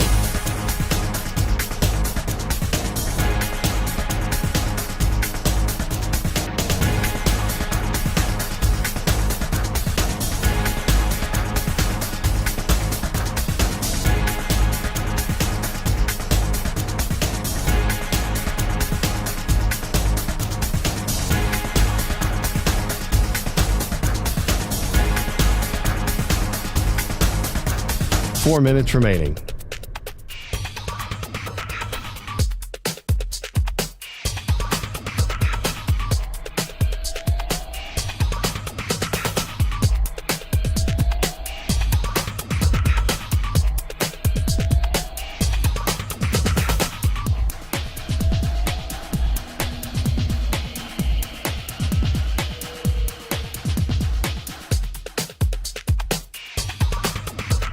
Three minutes, 30 seconds remaining.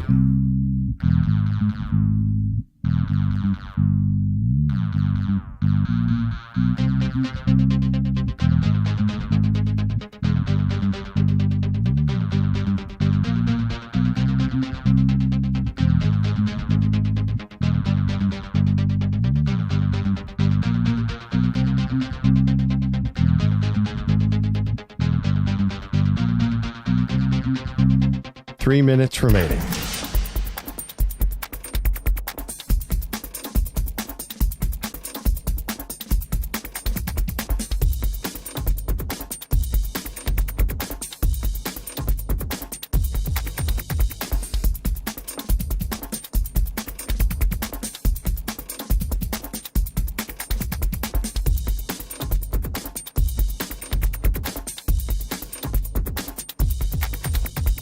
Two minutes, 30 seconds remaining.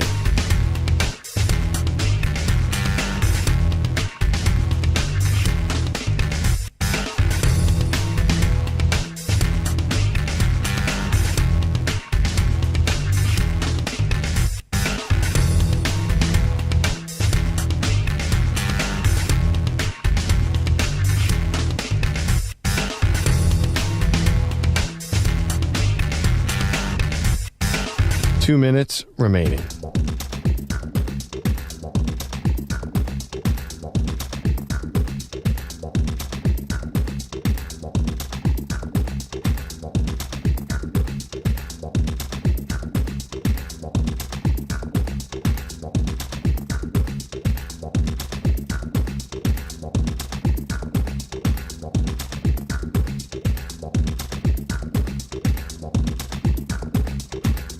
One minute, 30 seconds remaining.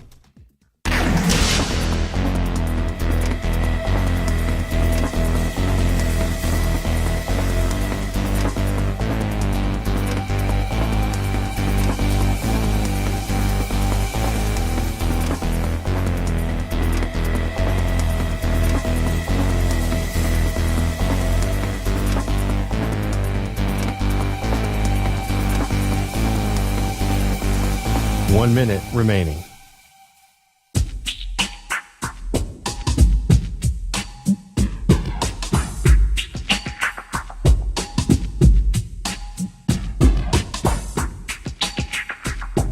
"45 seconds remaining.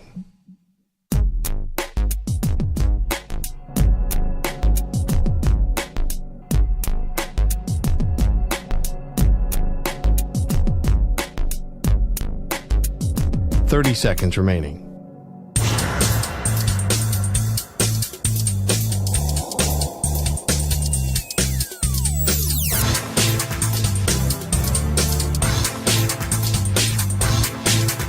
"15 seconds.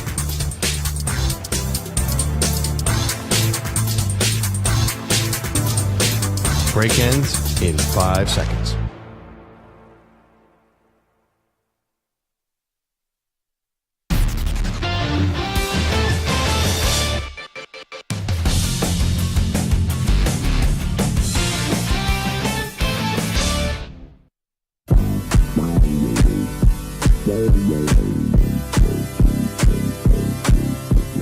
Now back to the Zach Gelb Show. All righty, two basketball topics that we'll get to right now. We'll get to what LeBron had to say and then delete on Twitter in regards to Bronny James in just a second. But first, there has been a thought about expanding the NCAA tournament once again. Going from 64 to 68 was fine, right? You do that first four in Dayton, Ohio. It's always a good event. I think the NCAA tournament, though, is perfect as is. I know why all these sports leagues want to expand their playoffs, because it's more money. Now, I wasn't a big fan in the NFL going from 6 teams to 7 in each conference, but it hasn't made a big impact. You know, the buys, it makes a difference, where now only 1 team in each conference gets a bye. You know my thoughts on college football playoff expansion. I can't stand the idea, and I already lost the battle of going from 4 to 12. And within a second, I told you why it's too big of a reach, because they're going to try to get it to more and more and more. And I think you take away from the awesomeness of the college football regular season. When you go to the NBA, I think it's a complete and utter disgrace that we have to reward people not caring about the regular season, and we have to reward losing, where you make this play-in tournament. The only reason why the play-in tournament has been somewhat successful is because they got big stars in it. You know, you've had the Warriors in it. You've had LeBron in it. You had Jimmy Butler and the Miami Heat in it. But when you go through a whole regular season in the NBA, where it's tough enough and it's such a battle to get people to actually play in the regular season, oh yeah, we have to reward the 9th and 10th team and still give them a shot to go qualify for the postseason. That's just nonsense. So, you know, hockey, the way that they retooled their postseason, that's fine. Baseball, I liked the wild card format of 2 teams. You play 1 game and then you get basically into the postseason from there.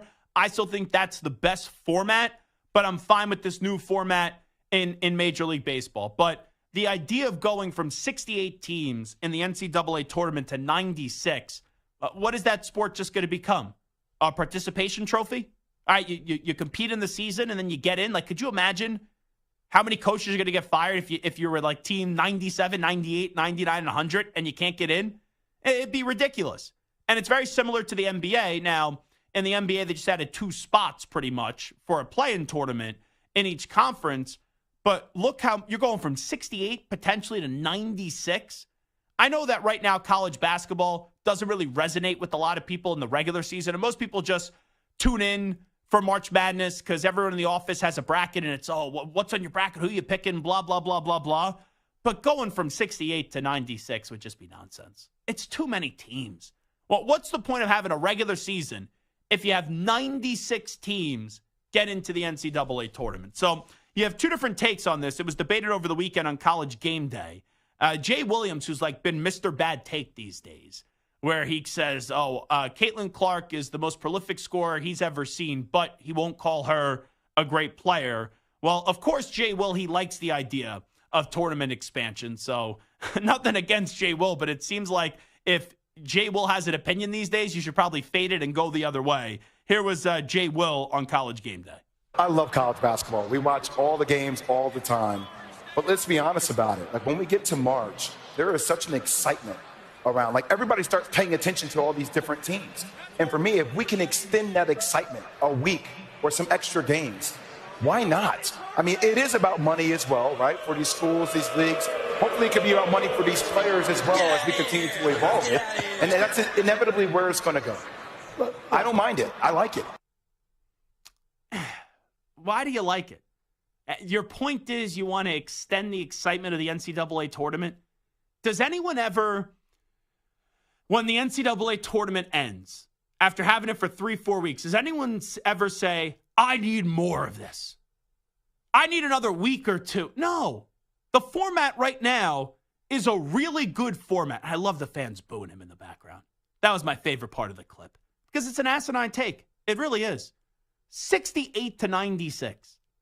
Now, I understand with the realignment with these conferences where there's a thought, oh, the Big Ten and the SEC is going to snatch so many bids, so maybe you need to expand it by a few teams. Okay, I can at least listen to that. I disagree with it, but I can at least listen. But once again, 68-96. Nuh-uh. It's the same thing in the College Football Playoff Committee. Like 4-12. Nuh-uh. You want to tell me 4-6, 4-8, I'm fine with, but going to 12? Just way too many teams. Here is Jay Billis, who I actually think is the best voice covering college basketball these days. Like when I think of people that cover college basketball and speak out with college basketball, the first guy I think of is Jay Billis. Here is him sounding off on College Game Day, and he hates this idea of NCAA tournament expansion. Go ahead. Never underestimate the NCAA's capacity to do something stupid. And if they did this, it would be profoundly stupid. When anyone says more teams need access to the tournament, every team has the same access to the tournament now. All you have to do is win your conference automatic bid, which is against your peers with a group of teams that you have chosen to be among. And every team is in the tournament already. All you have to do is win your conference tournament. You're already in the tournament. And what are we going to do now? We're going to go to 96, and we're going to print the bracket out first on legal paper, then on a roll of toilet paper. Get him, just Jay! roll it out. Get him! It doesn't make any sense. That's awesome. And it was a very fun discussion. Seth Greenberg, who's a friend of the show, he was on it too. I think that was a good panel. You know, as much crap as we sometimes give Jay Will for saying his Twitter was hacked when he said Ime Udoka was the first black head coach of the Boston Celtics, and then he was like, oh, my Twitter got hacked, because he wasn't. I thought that was pretty lame that Jay Will didn't own it. Then the Caitlin Clark stuff was pretty lame, and I don't like his idea of tournament expansion or being for it, going from 68 to 96, but I do think that was a good showing of having a studio show where people have different ideas, and Jay Will and Jay Billis couldn't have had two totally different reactions to this, and it was a good, solid conversation. Once again, there's no way they should go to 96. Like, Stu, I think the NCAA tournament serves its purpose perfectly. It gives us something to watch in March before you really get full mode NBA playoffs, full mode Stanley Cup playoffs. You get the draft right around the corner. Once the NCAA tournament ends, you get the Masters, a tradition unlike any other, of course, Jim Nance.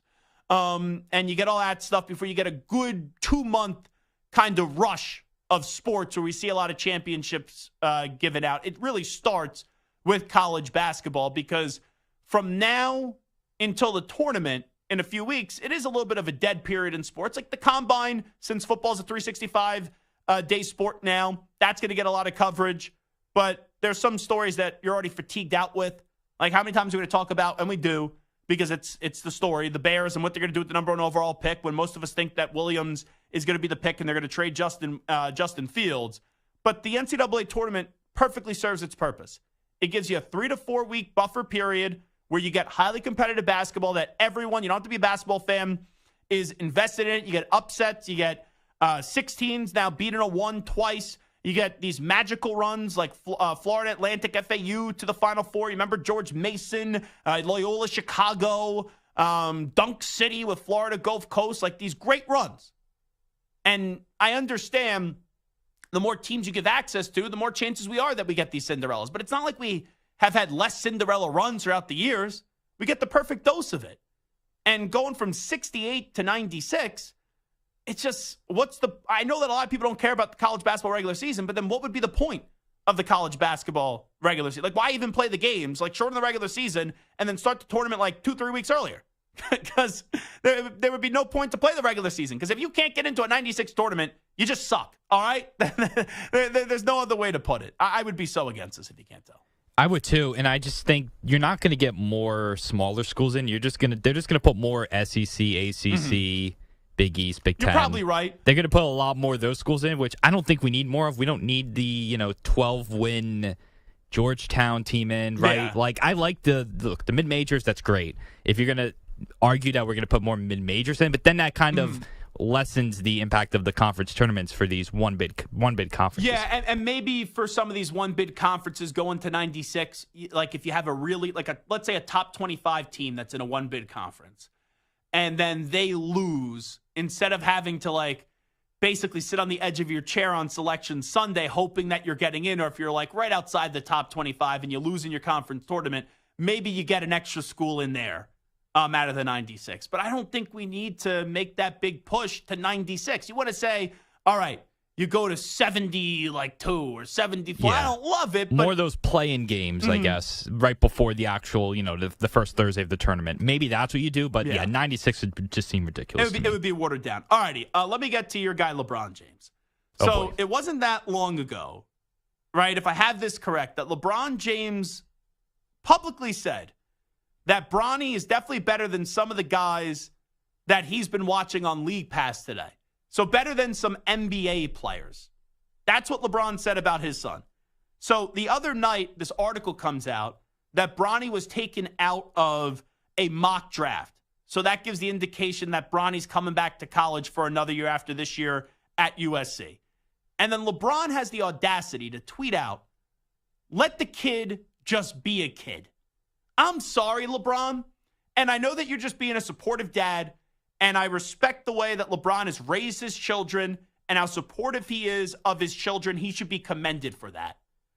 But you can't be saying how much your dream is to play with your son and be on the same team as your son in the NBA, and then not that long ago say, Bronny is already better than some of the players that are in the NBA today that you watch on League Pass, and now all of a sudden, when something negative comes out about your son getting dropped down the draft board, now it's, let the kid just be a kid. If you wanted the kid to just be a kid, and I know naturally there will always be public attention around LeBron, but you wouldn't have fed into that. And LeBron has clearly not only fed into that, he has fed Bronny James and the idea that Bronny James is going to be a top 10 pick in the NBA, and he's already better than some NBA players. He's fed that idea with tomahawk steaks, all right, filet mignons, great food, stone crabs, all right. That's what he's done. But it's just hypocritical of LeBron, and it's amazing that LeBron is now taking this approach. And this is coming from someone. I hated the coverage of Arch Manning in high school. I've never wanted to talk about Arch Manning when he was in high school. College, different. About Bronny James, I always felt awkward talking about a high school kid on a national radio show. It was always awkward. I never enjoyed doing it. I always said that every time that they wanted us to talk about Bronny James and Arch Manning. But once you get to college, it's fair game. It is. I know college athletes get covered differently than professional athletes, as they should. But now with NIL, these are professional athletes in college, pretty much. But you can't be LeBron and say, my son is better than some players in the NBA. And then when he gets some criticism and some people drop him down the draft board, it's can't we just let him be a kid? That's not how it works. You can't feed into the beast when it benefits you and then want to kill the beast when it goes against your son. So, once again, nothing but good health and good wishes to Bronny James. It was terrible what he had to go through over the summer, and it probably does behoove him to go to college back for one more year at USC. But also, I think maybe what LeBron is starting to realize, and he walked it back a little bit. He said, it's my dream to play in the NBA with my son. but I don't know if that's my son's dream. Maybe behind the scenes something's going on where now it's changing the approach of LeBron, where maybe Bronny's saying, Dad, I want to do this my own way. Like, obviously, you're always linked to your dad because of who your dad is. But as much as I love you, I want to go be a rookie without you being in the same locker room as me.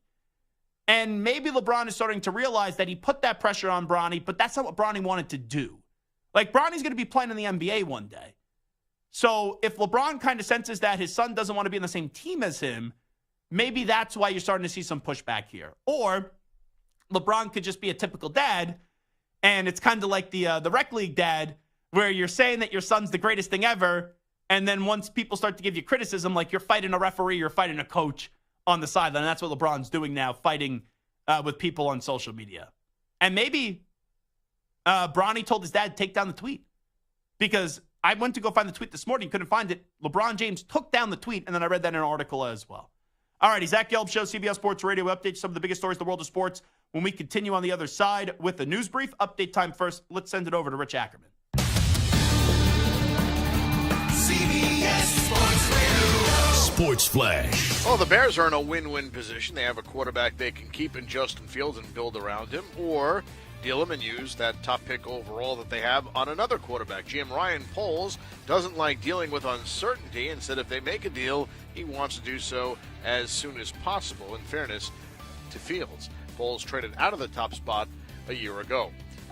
NFL teams clearing out space before the start of free agency, and the latest cap casualty is reportedly Shaq Barrett, who is due a $15 million roster bonus next week by the Bucs, but not expected to be on the roster. The Ravens are planning on using the franchise tag on defensive tackle Justin Matabuke, and also the Las Vegas Raiders say that they are not going to trade Devontae Adams, that he is a Raider. Those are the words of new GM Tom Telesco. In the NBA tonight, the Celtics look to extend their winning streak to 9 when they take on the Sixers. The Thunder have won 5 in a row and host the Rockets. OKC is tied with Minnesota for the Western Conference lead, and the Timberwolves will host the Spurs. I'm Rich Ackerman.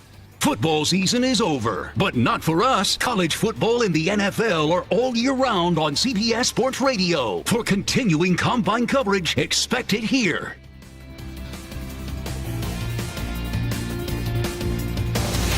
CBS Sports Radio.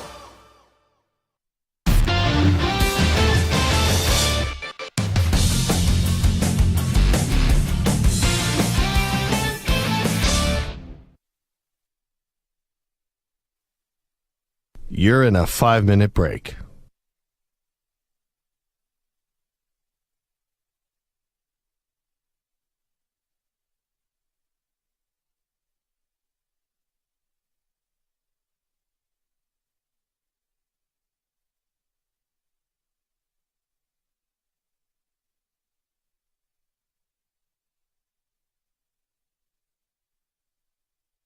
Four minutes, 30 seconds remaining.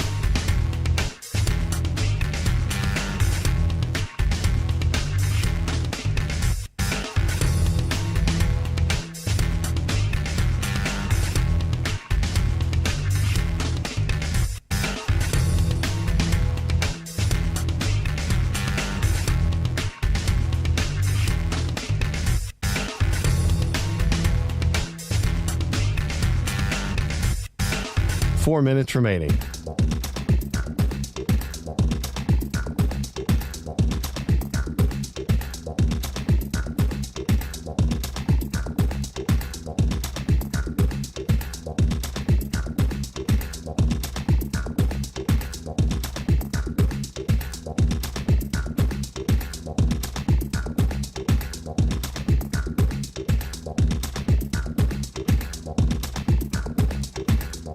Three minutes, 30 seconds remaining.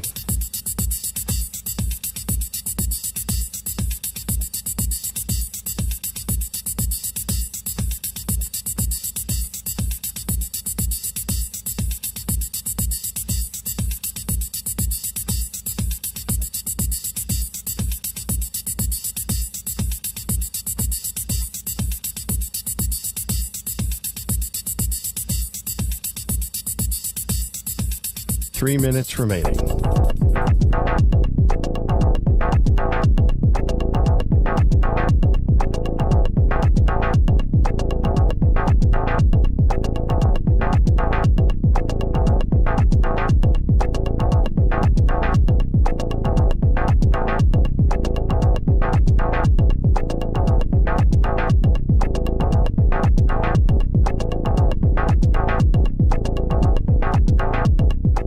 minutes, 30 seconds remaining.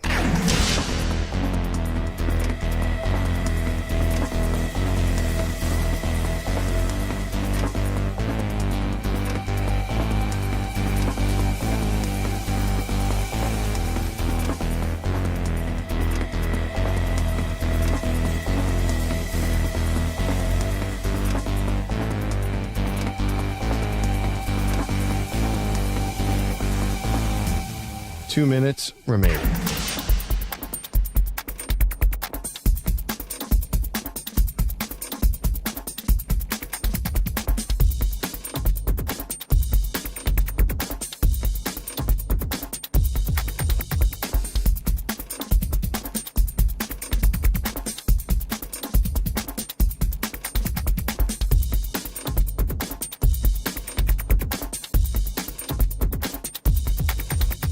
One minute, 30 seconds remaining.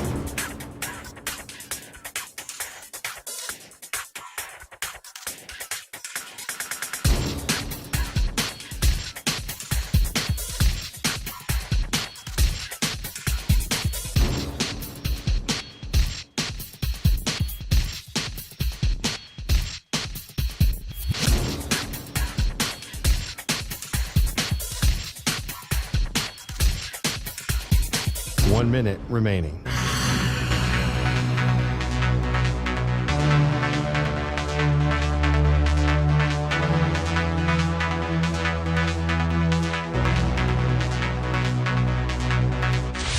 Five seconds remaining.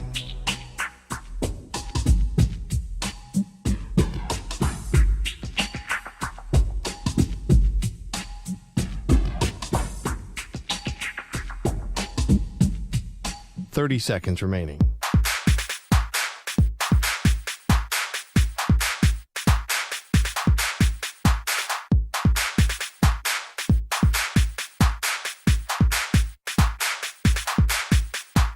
Seconds.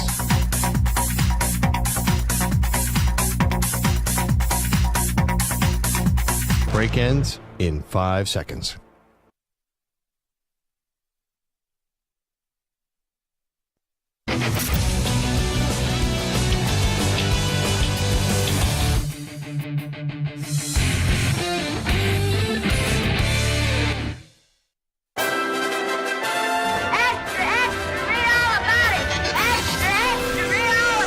Time for your daily news brief. We get you caught up on the rumors, reports, and reconnaissance from the day in sports. And this portion of the show is brought to you by Wesley Financial. Stuck in a timeshare and want out? Contact Wesley Financial Group now and get a free timeshare exit information kit at wesleyfinancialgroup.com. By the way, coming up at 5:20 p.m. Eastern today, 2:20 p.m. Pacific, Clay Harbor, former NFL tight end, does a bunch of media work in Chicago now, is going to join us to talk about the never-ending conversation about Justin Fields, Caleb Williams, DJ Moore, and what's going to happen with the Chicago Bears. Let's start things off, though, with Sean Payton. He addressed reporters today in Indianapolis at the Combine, and he gave a timetable with the Russell Wilson situation. Look, we go through the Combine week here next week. I think Tuesday, Wednesday, we'll be in meetings with ownership. And so I expect that we're going to know fairly quickly. I said it's a Super Bowl, but I think more specifically, I think somewhere in the neighborhood next week, we're going to. There's a couple factors here. Obviously the cap projections came out. We're further down the road with the draft class. Obviously the pro free agents. So I would anticipate it being within the next 2 weeks. I just don't get what they're trying to accomplish here. Like, why would Russ restructure at this point? He wouldn't. The only way he would maybe restructure is if it expedites his release sooner, and then we know that Sean Payton doesn't negotiate in good faith with what he tried to do in the contract, and maybe they just further kick this can down the road on when they're going to release him. But no one's going to trade for Russell Wilson right now because of the contract, so inevitably he's going to get released. Like, when I hear Sean Payton speak there, it's like a lot of wah, wah, wah, wah, wah, wah, wah. That's what I hear, because we all know what's going to happen. You're not going to get your way, and you're going to have to release him. So I don't really get what much of the conversation is about. Here is Mike McDonald, the new head coach of the Seattle Seahawks, on Seattle's plan at QB moving forward. Yeah, that's a tough question, and it's one that I probably can't answer right now. But we're doing a lot of work on those guys, and I've had conversations just to get to know them and just to understand who they are as people and their background and goals and what their family's like and where they're from. I didn't know anything about them, coming into this whole thing. I understand and I'm cognizant that a lot of times these press conferences you don't get genuine answers. But when someone asks you about who's your quarterback and how do you view Geno Smith and Drew Lock, you're like, oh, yeah, that's a good question. And it's tough to answer. I'll translate that for you. You don't believe in the quarterbacks. I don't think anyone actually believes in Drew Lock. I know Drew Lock had a 92-yard drive to basically put the nail in the coffin for the Eagles season this year. But no one's saying Drew Lock is a long-term answer in Seattle. Geno Smith, he's a stopgap guy. Geno Smith is a solid, above-average quarterback at this rate. He had a really good season 2 years ago, was okay this year, but you're never going to say this is the long-term answer. So you have a good roster where you look at Seattle, you have Tyler Lockett, you have DK Metcalf, you have Jackson Smith and Jigba, you have two good young running backs, you got some up-and-coming names, especially in the secondary. Like, there's pieces in Seattle, but you need a quarterback. And it wouldn't shock me this offseason with the overload that they have at the wide receiver position, right? With Jackson Smith and Jigba on a rookie deal. DK has 2 years left on his contract. You're going to have to give him a lucrative extension. Tyler Lockett is getting into his 30s, and he has 2 years left on his deal. I think with the wide receiver overload and what you're going to have to pay Metcalf down the road, and you're going to try to maximize a first-round contract and a rookie deal for Jackson Smith and Jigba, wouldn't shock me if the Seahawks this offseason end up trading Tyler Lockett. But regardless, I think the Seahawks next year could be back being a playoff team, but you're always going to be feeling, man, we need a new quarterback. And we're going to see when they're going to pounce to try to go get that quarterback. Here is the Giants general manager, Joe Schoen, on how much the team values Saquon Barkley. I would say his value has changed, especially the organization. Like, he's a captain, he's a leader, he's a hard worker. I think the world of Saquon, and I still think he can play. So my value for Saquon really hasn't changed. Unfortunately, throughout the process, starting back in November of 2022, we weren't able to come to an agreement in terms of where we both thought a deal made sense. So we'll circle back again. He has a new agent, Ed Berry, who we have a really good relationship with CAA. Really good guy and does a great job. So look forward to sitting down and having conversations with him.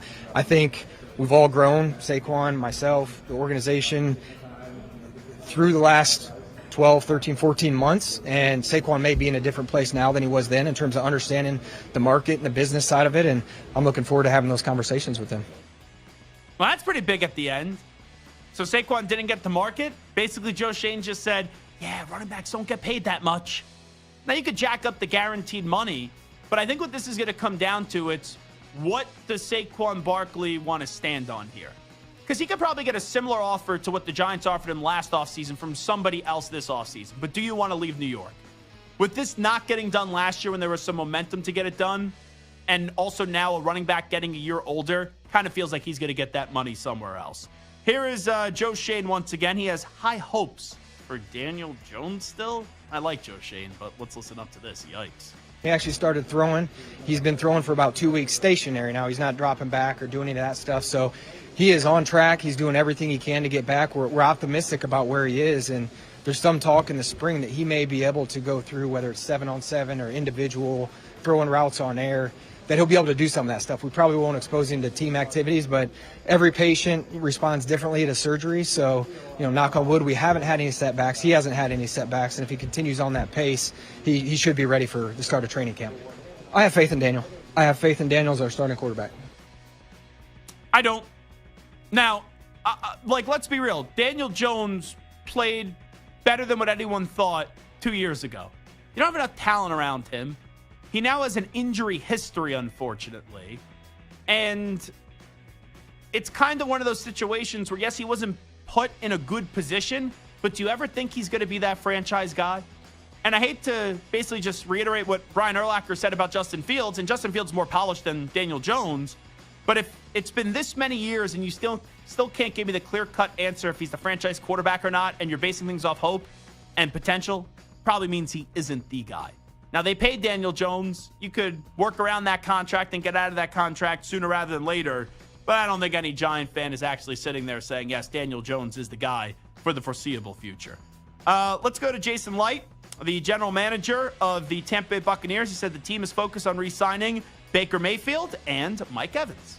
We're focused on signing ours right now. And, I mean, if we could re-sign Mike and Baker and Devontae and Chase and Antoine and Tristan, I mean, we should be throwing another boat line. So that's a pretty good class there. Yeah, a lot of mouths to feed. I don't think Mike Evans is taking a hometown discount. I know why the Bucs would want to keep him, and I know why he would want to stay there. But I think Mike Evans will go somewhere else. And for Baker, I think you have to bring him back. Baker's better than what people think he is. You know, in Cleveland, he did win a playoff game.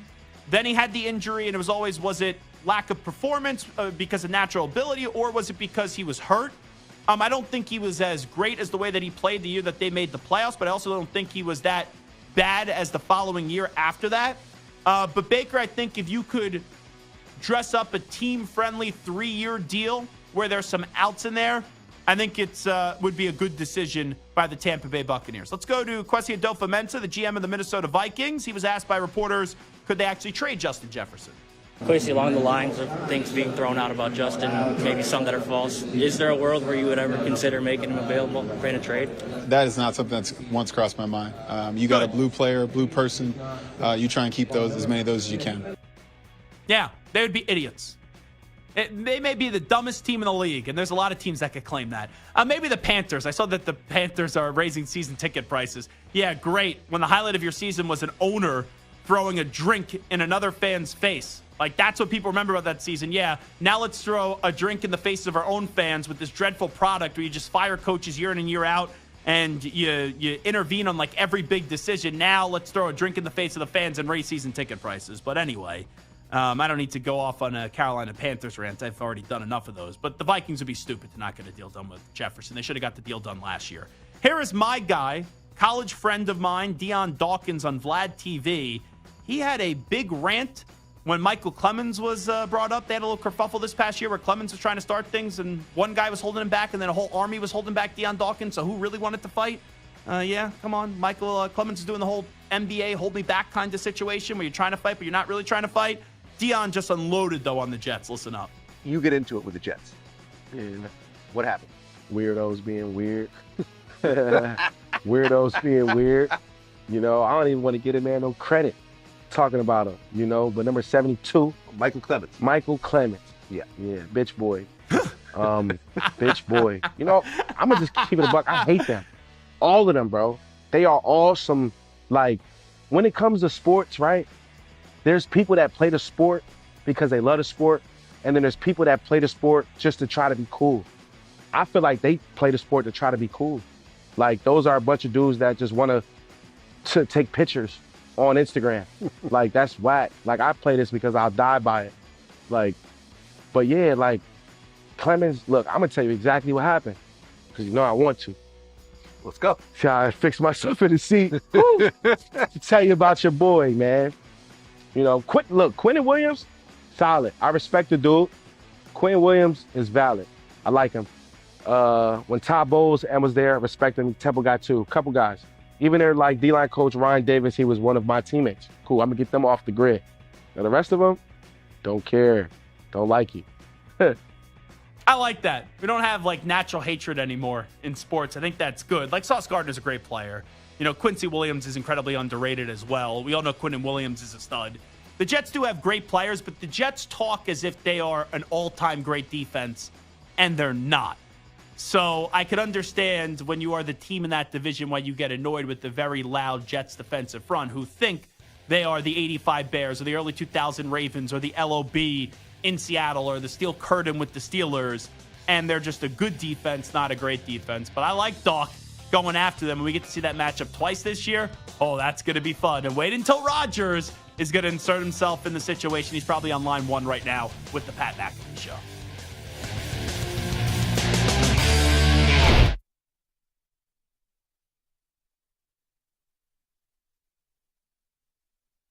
You're in a 5-minute break.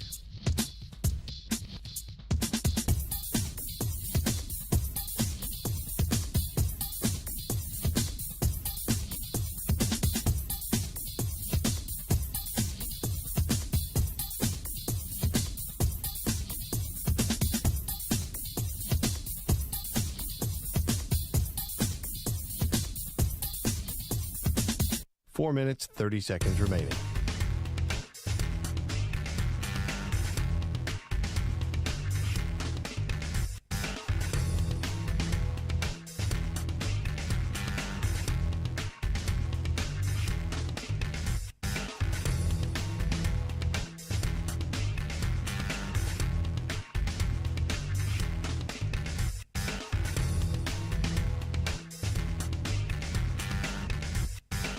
Four minutes remaining.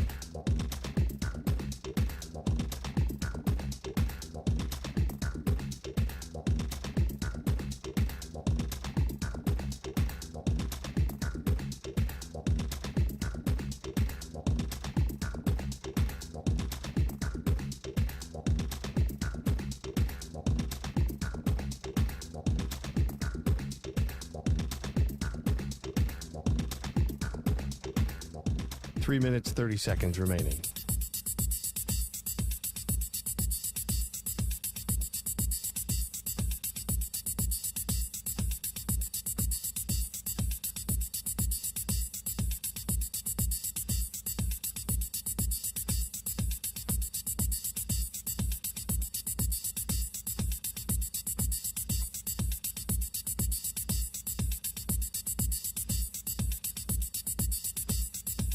Three minutes remaining.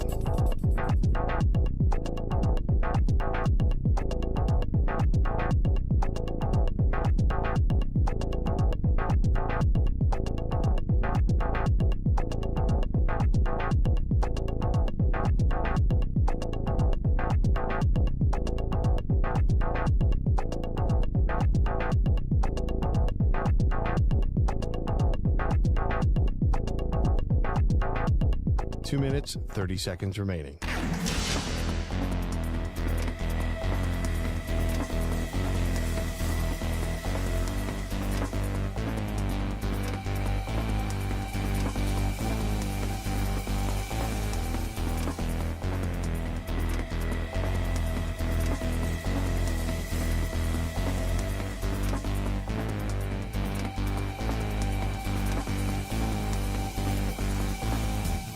Two minutes remaining.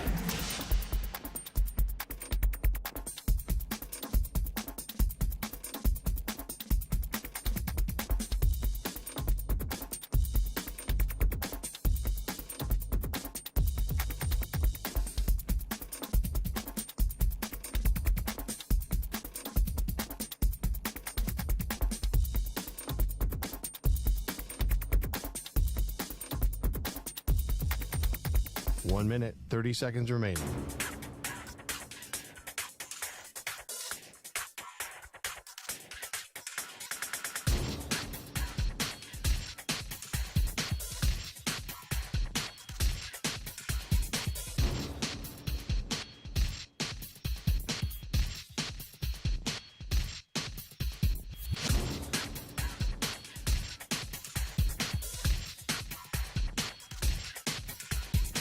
One minute remaining.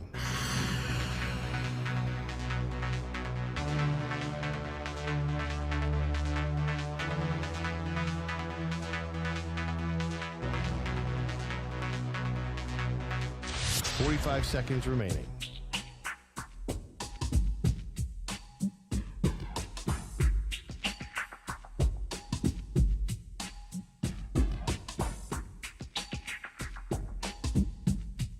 Thirty seconds remaining.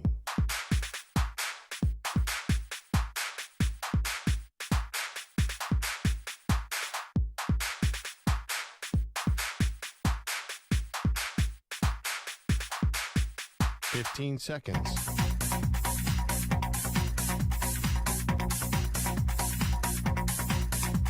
Break ends in 5 seconds.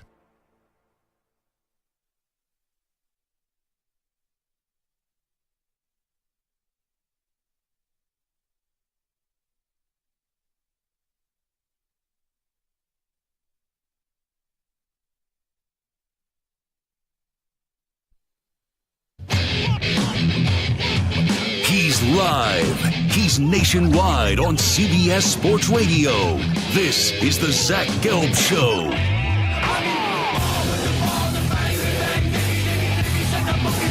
Drop the boogie.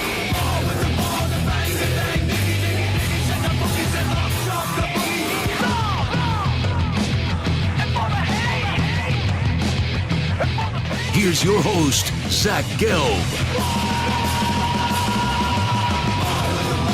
Alrighty, that's what I'm talking about. Hour number 3 of our radio program. It is the Zach Gelb Show on CBS Sports Radio. Clay Harbor, former NFL tight end, he's going to stop by 20 minutes from now. He does a lot of work in Chicago covering the Bears, so he's going to stop by. We'll get his 2 cents on what's going on with the Bears. Will Justin Fields stay, or will he be shown the door? Is Caleb Williams going to be their next quarterback? And then if Caleb Williams is the next quarterback of the Bears, what does that do for the long-term future of DJ Moore, who has voiced his support and then some behind Justin Fields? And is this the beginning of the end of DJ Moore's time in the Windy City? So we'll have a lot to talk about with Clay Harbor 20 minutes from now.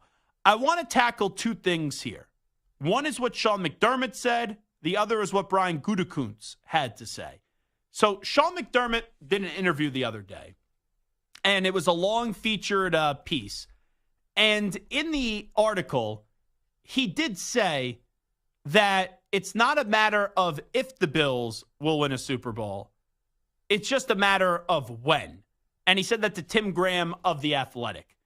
Now, when you hear that at first, I do think some people are going to push back and they're going to say, well, why should we believe you?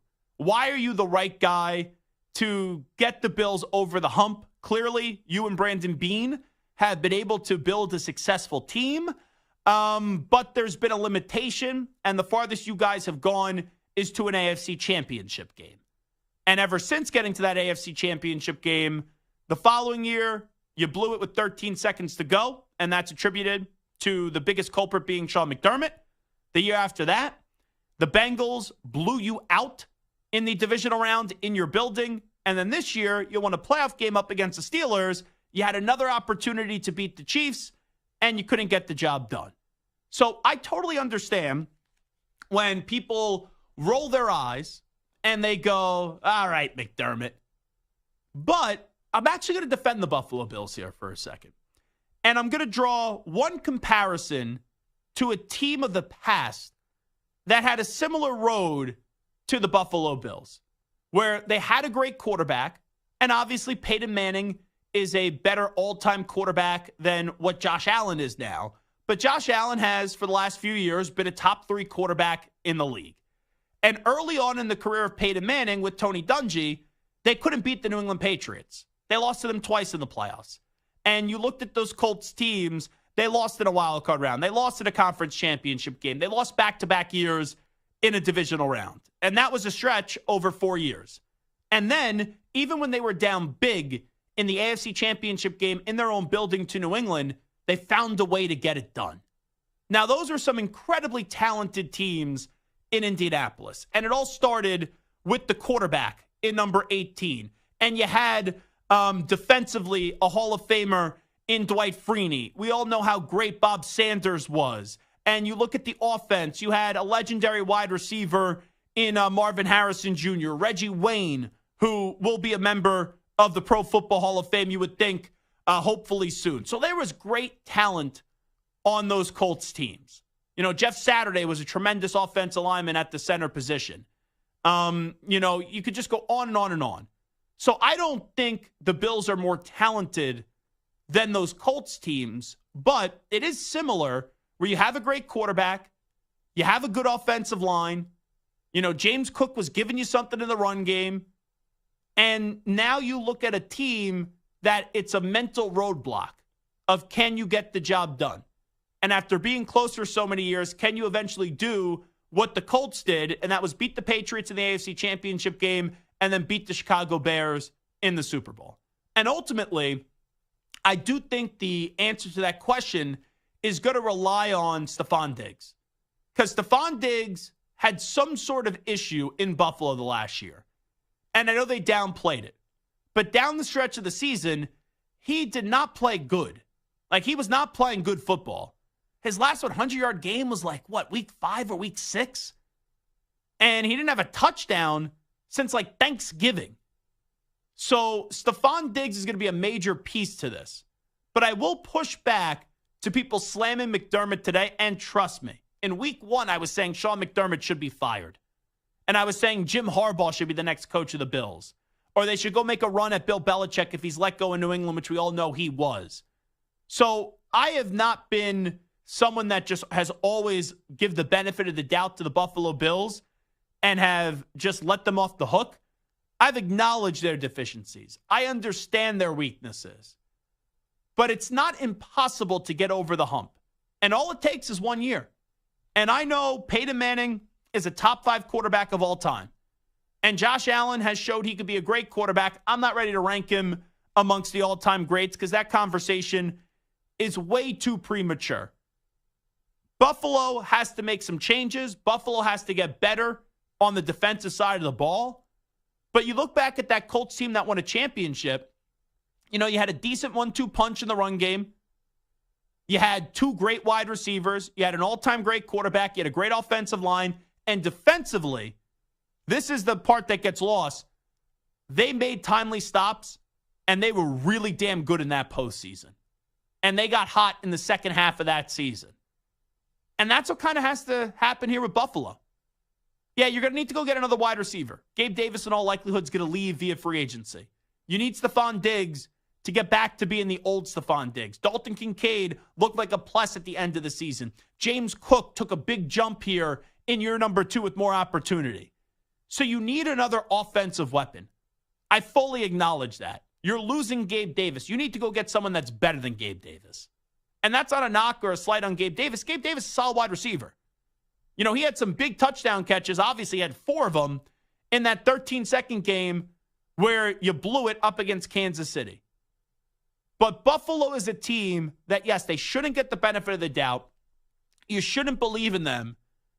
But I don't think it's impossible in the next 3 years for them to win a Super Bowl.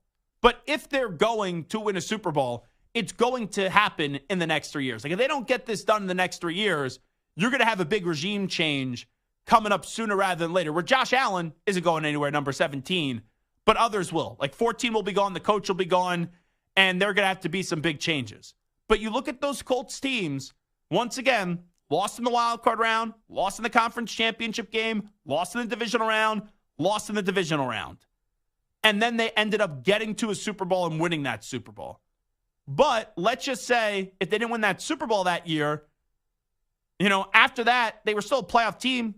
Lost the divisional round, lost the wild card round. You had Dungy walk away. Caldwell lost that that Super Bowl to the Saints, where you had the Tracy Porter interception, and they lost the wild card round. And then you had to see Peyton Manning with the whole injury go to Denver. You had Luck, and then they failed Andrew Luck because Ryan Grigson couldn't keep him healthy. But there's a chance. And you could have a team that's been there for 7-8 years that eventually punches through, but they need to punch through within the next 3 years, or I don't think then they'll win a Super Bowl with this group, because this group will look a totally different. I didn't think about that until today. You know, I had my workout. I saw the quote, and then I was thinking about it because my first instinct was, man, how could you be so confident? Especially when 2 years ago, and I said this to Brandon Bean's face on the show, I didn't like that they said it wasn't Super Bowl or bust, because that was laughable to me. We all knew that 2 years ago it was Super Bowl or bust for the Buffalo Bills. And then this past year, I think they changed that approach. Because remember, they had that picture of the Lombardi in their practice facility. And now you have the coach who knows his ass is on the hot seat. He knows that. He knows his tuchus is right on the hot seat, and it's right near to the fire. And I think he's going to try to go out swinging here. And maybe this gives a little bit more confidence to that team.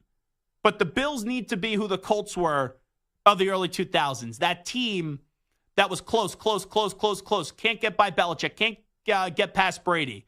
You know, now the Bills, they can't get past Reed. They can't get past Mahomes. And maybe one day it will eventually happen. And all Buffalo needs is just for it to happen one time. Because it's not like the Bills are some dynasty that they have this rich history of winning Super Bowls. They're known for the team that got to 4 straight Super Bowls and lost them in back-to-back seasons. So there's my one kind of optimistic take about the Bills that I was not expecting today. Now, Brian Gutekunst was asked, do you think you could win it all next season? And he said that he believes that they can in the Green Bay Packers. Now, I guess you could still weasel your way out of that answer, right? because a lot of people are probably going to listen to this and say, oh, well, what did you expect him to say? Did you think he would say no? But how many times do your coaches or general managers, Stu, go, do you think you have a Super Bowl team and a coach or a GM, they give the answer of, we have a lot of belief on what we have in this organization, but we're just focused one day at a time. Yeah. So I respect Gutekunst, right? At least from what we've read. I haven't heard it yet. It's only what I've read. And sometimes things sound differently than the way that they actually read. But I do respect Gutekunst saying that they could win a Super Bowl next year. Do you think they could take that step? You're in an NFC. Like, if they were in the AFC, I would say no. But you're in an NFC that's open. The Niners have been there close the last few years, have been able to get the job done. You have chemistry problems with the Philadelphia Eagles. The Rams are in a good spot. The Seahawks, I don't love their quarterback situation. The Lions aren't going anywhere anytime soon. We don't know who the Vikings quarterback is going to be. The South, I don't think anyone expects any of those teams in the NFC South to be Super Bowl contenders. So, you look around the lay of the land in the NFC, I don't think it's crazy to say that the Packers can get to a Super Bowl next year and win a Super Bowl. I don't think that's crazy. Now, I'm not saying it's likely, but the Green Bay Packers are a team that down the stretch, they showed you that Jordan Love is the dude. Now it's how do you build the rest of that team?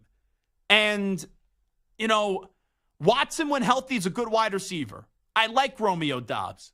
You could probably use another pass catcher.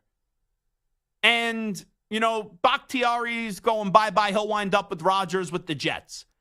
Elton Jenkins, he has to stay healthy, but he's a versatile offensive lineman. Defensively, their defense can be improved. Now, their defense did a kick-ass job against the Cowboys. They did. They made that Cowboys offense look fraudulent. You're probably going to lose, you would think, Jair Alexander this offseason. So there's got to be made some improvements, but I think the Packers next year are a team that you look at, and I would say you probably expect them to be second in that division. If the Lions are maybe, I don't want to say reading your press clippings because that just sounds so antiquated, but you get the point. If the Lions maybe have a little hubris this year and they take a step back, maybe they could contend for the division. But this team was 9-8 last year. I think now you have to show sustained success and minor improvement. A good year for the Packers next year, I think, is they were 9-8 this past year. They made it to the second round of the playoffs. I think if they go 10-7 or they go 11-6, Packers fans will be doing somersaults in the streets. If they could get to an NFC championship game, I think they'd be doing the worm, like a fat guy doing the worm in the street. It would just be a state of euphoria. And fat guys shouldn't do the worm. But I think Green Bay is ready to take that next step. I think they can be a team that's on a short list of Super Bowl contenders in the NFC. But when I say that, it doesn't mean that I'm fully expecting it. I'll put it this way. Next year, do you have more confidence in the Packers or this team? Just say the Packers or the team that I'm going to give you. For sure. The Dallas Cowboys. Packers or the Cowboys? Packers. I agree with you. Packers or the Eagles? Close, but I go Packers. I would go Packers too because I fear about the Eagles' chemistry problems. Packers or Lions? Honestly, Packers. Really? Yeah. More than Detroit? I do, yes. Wow. I think Detroit might have gone a high off of Dan Campbell and all of that. Had a great year. I think there could be, some regression. You think there's going to be a come down? Just a little bit. Okay. I would take the Lions. Packers or Vikings? Packers. I don't know who the Vikings quarterback is. If it's Kirk Cousins and they keep Justin Jefferson, that might change. And if they, fill some holes in free agency, then maybe I'll go Vikings, but I'll go Packers right now. Packers or Tampa Bay, assuming they keep Baker Mayfield and Mike Evans? Still Packers. Let's say the Falcons get Kirk Cousins or Justin Fields. Would you go Packers or the Falcons? That's interesting. If they get a quarterback, I might go Falcons. If they get Kirk Cousins. If they get Kirk Cousins, I'll go Falcons. Yeah, I'd probably agree with you that. Packers or 49ers? 49ers still. Packers or Rams? Packers. Wow. Yeah. I would go with the Rams. McVay, Stafford, Donald, Kupp, Puka Nacua as well. Packers or Seahawks? Packers. Okay. I would go Packers too. I like them. And I think that the fact that I think Jordan Love was really good this year, and I think there's a chance that he could be even better this upcoming season. They're a top 5 Super Bowl contender entering next season in the NFC. I mean, they almost beat the 49ers. Let's not forget in the divisional round. Like, they fought the 49ers tooth and nail and almost beat them. And if they won, they could have easily been a Super Bowl team. And if Love was a little bit more mature on the field, I'm talking about, had a little bit more experience, maybe he doesn't throw that ball across his body and they settle for that field goal and they get that game to overtime. That could have been a possibility too. Yeah, I would say right now the teams that are better than the Packers entering next season, 49ers, Rams, I'm talking about in the NFC, the Lions, and then I think like the Eagles and Packers are tied, but right now because I don't trust the Eagles locker room, I would go the Packers. I think right now with the way the teams are currently constructed, and a lot could change. Like you said, Atlanta go gets Kirk Cousins, that could change the conversation. I would say that the Packers, on paper to me, they feel like the 4th best team in the NFC. And that throws them on a short list of Super Bowl contenders inside the NFC. All righty, we'll take a break. We'll tap into the Chicago Bears scene next with former NFL tight end Clay Harbor. This is Zach Gelb Show right here on CBS Sports Radio. You're in a 5-minute break.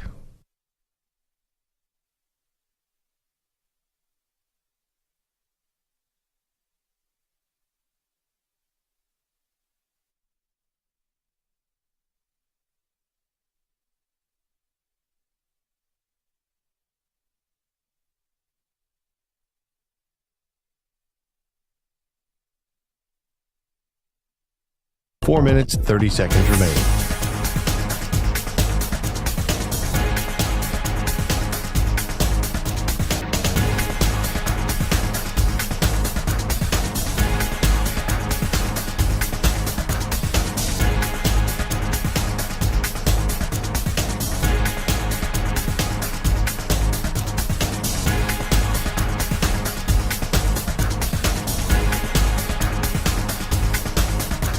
Four minutes remaining.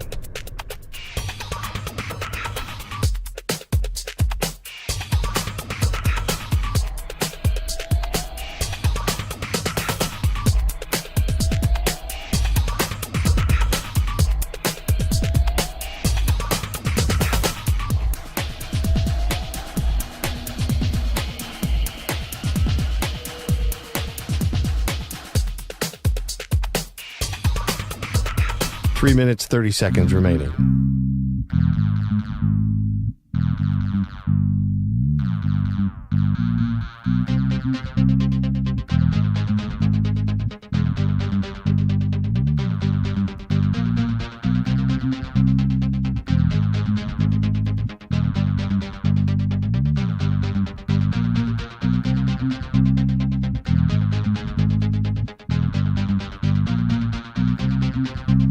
Three minutes remaining.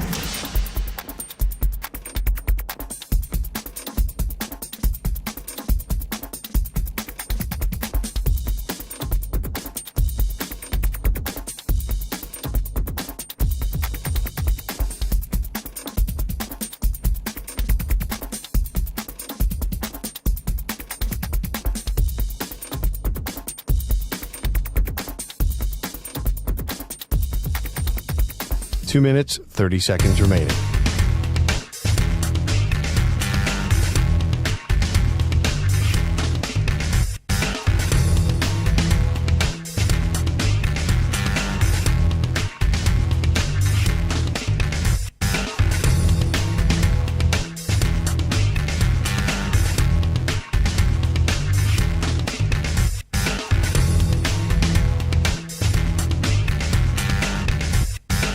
Two minutes remaining.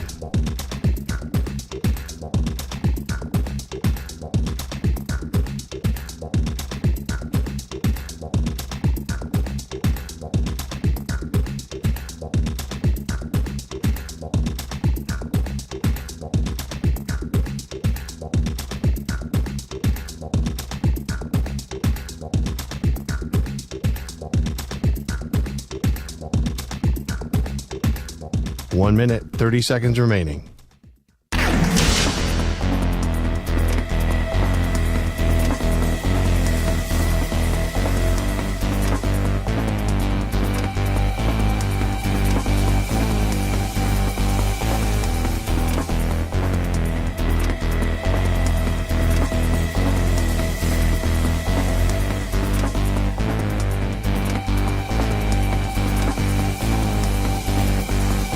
1 minute remaining.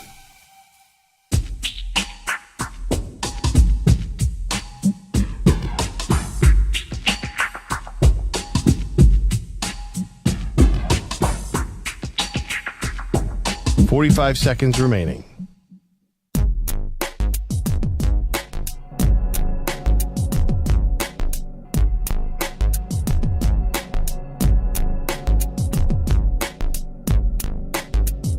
"30 seconds remaining.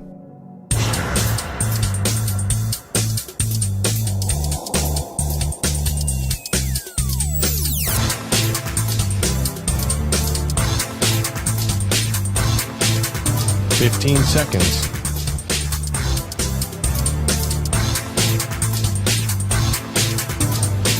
Break ends in 5 seconds.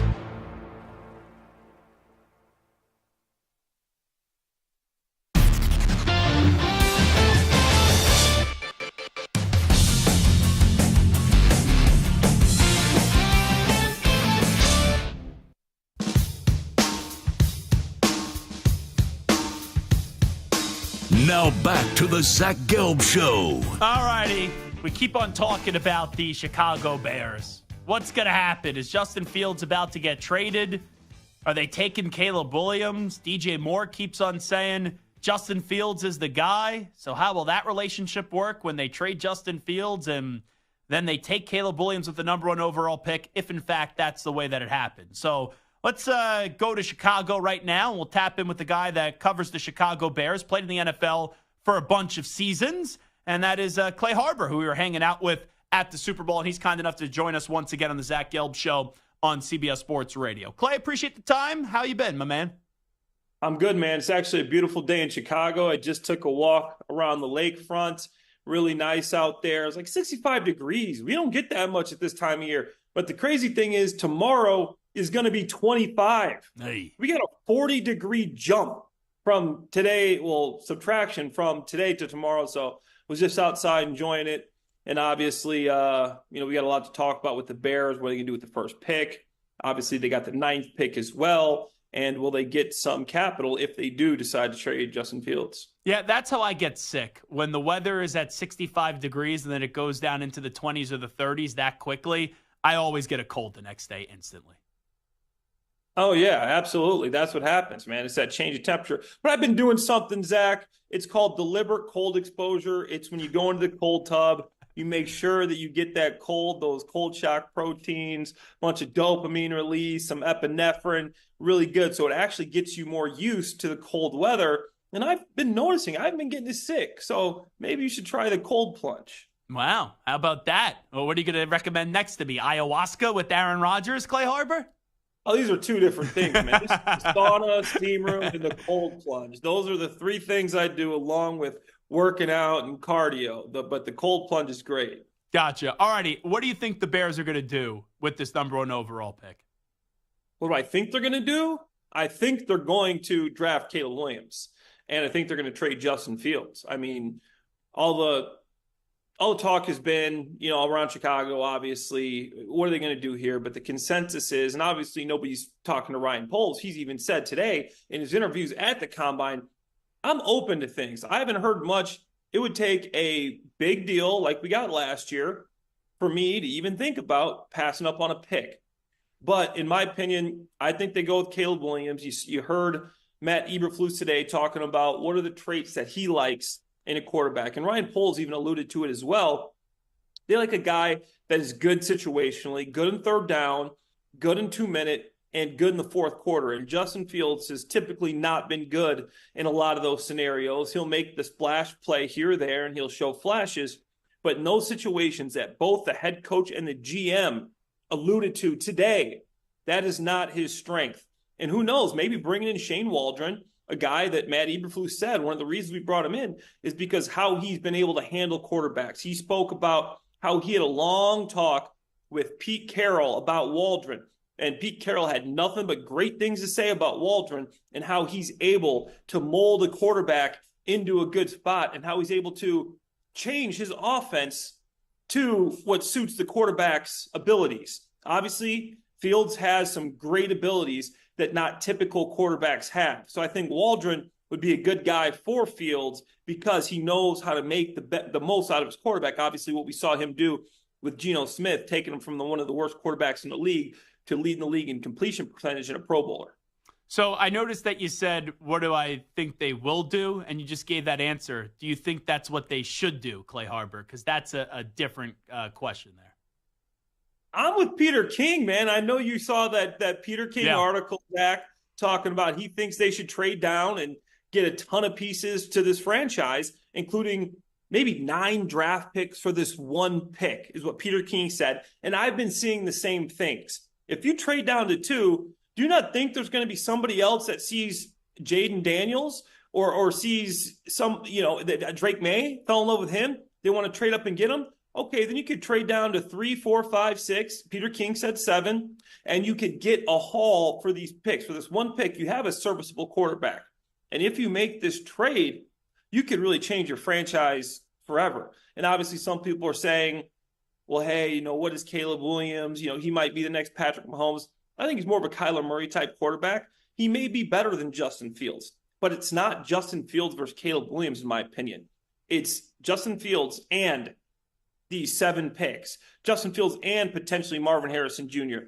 Justin Fields and potentially Brock Bowers, Romo Dunze. Justin Fields and potentially all these picks versus Caleb Williams, a guy that hasn't thrown a pass in the NFL. And to me, that's still a coin flip. So when I take all that into factor, I'm not saying Fields is better than Williams. I'm saying for your team, this is a team sport. Obviously, the team is ran by the quarterback. But for the team, I think that keeping Justin Fields, trading this pick, and getting that haul would be best long-term for the Chicago Bears.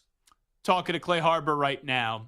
So DJ Moore has made it abundantly clear that he wants Justin Fields as this quarterback. Let's say if it goes the road, and you know how locker rooms work, where Caleb Williams is coming in and DJ Moore has voiced all of his support behind Justin Fields, and then Fields gets traded. Is that relationship going to be rocky? And with 2 years left on the deal, is selecting Caleb Williams and trading Fields the beginning of the end to DJ Moore's tenure with the Chicago Bears, in your opinion?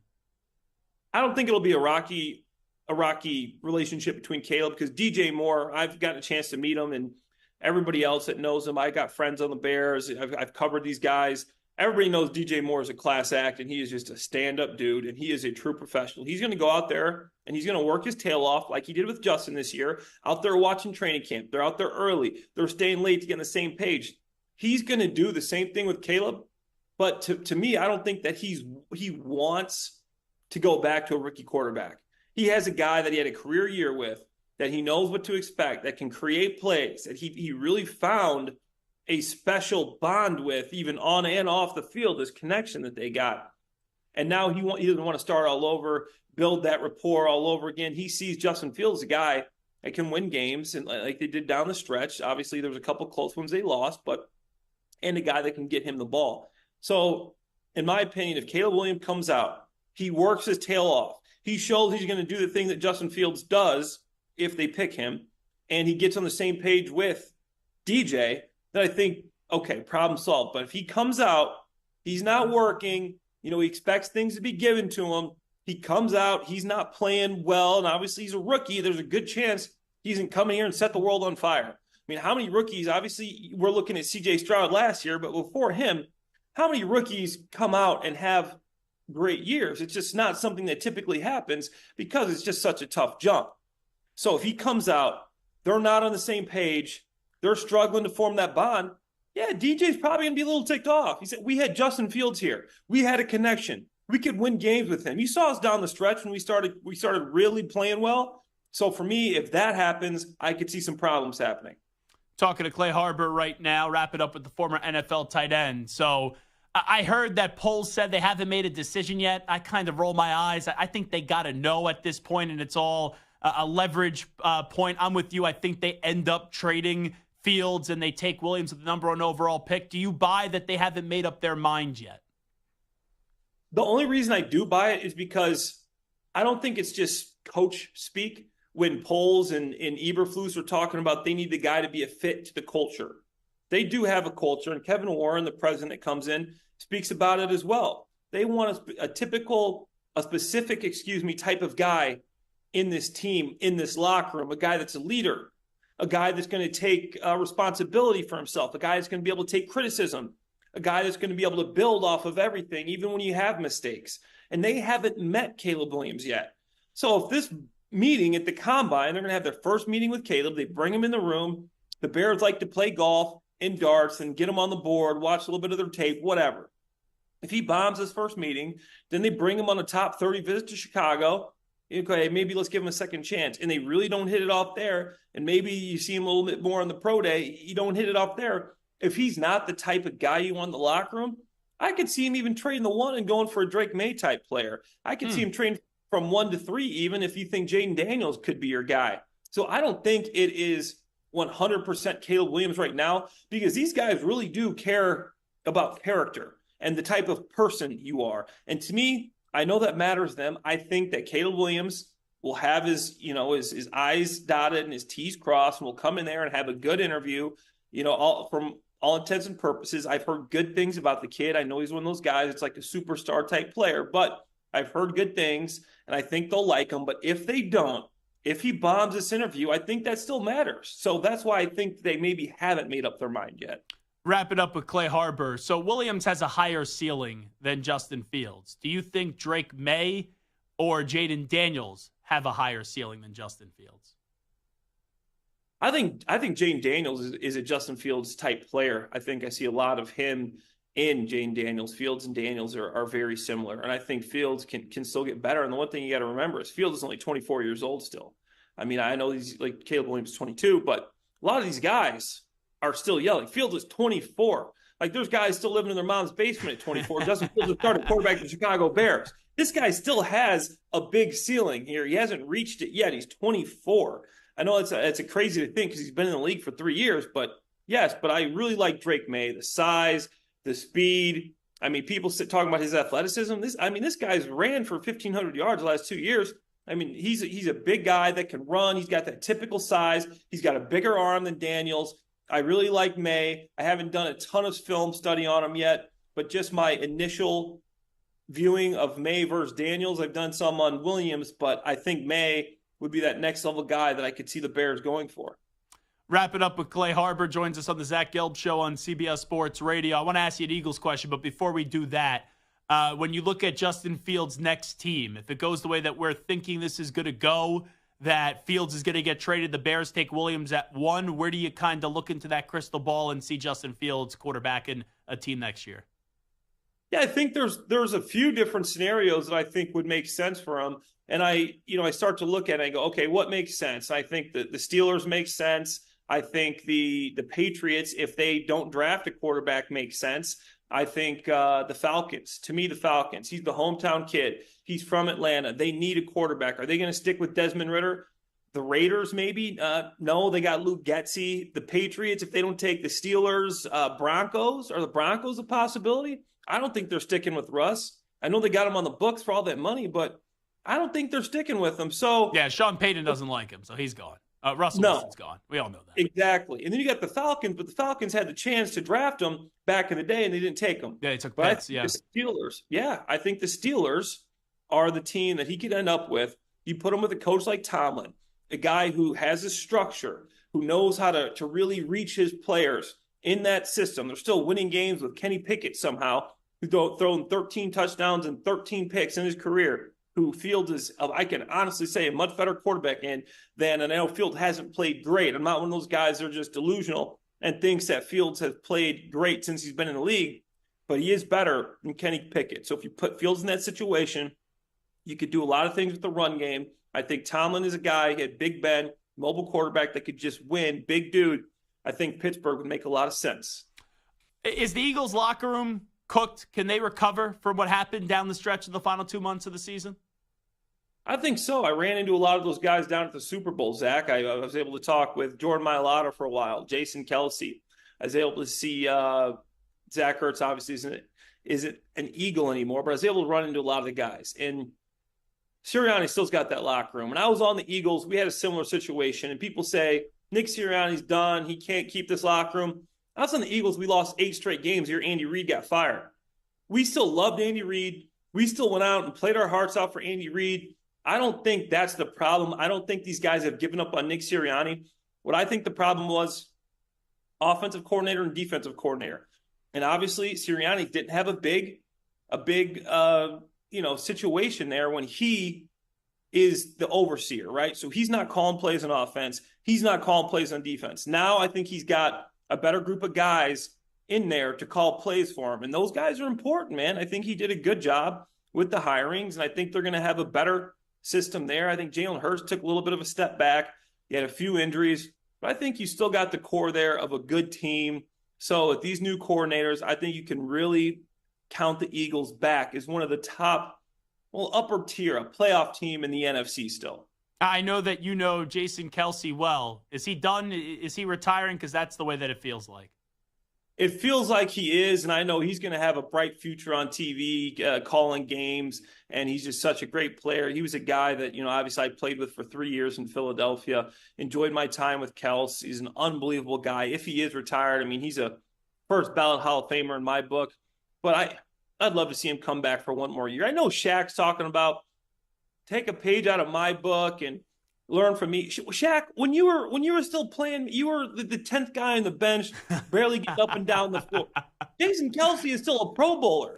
He is still getting the job done. He's not a guy that isn't playing well still. He's still playing at a high level. His body still feels good. He's still very mobile. He's still pulling as a center. You couldn't tell me, I'm watching film. I don't know if that guy's been in the league for 13 years.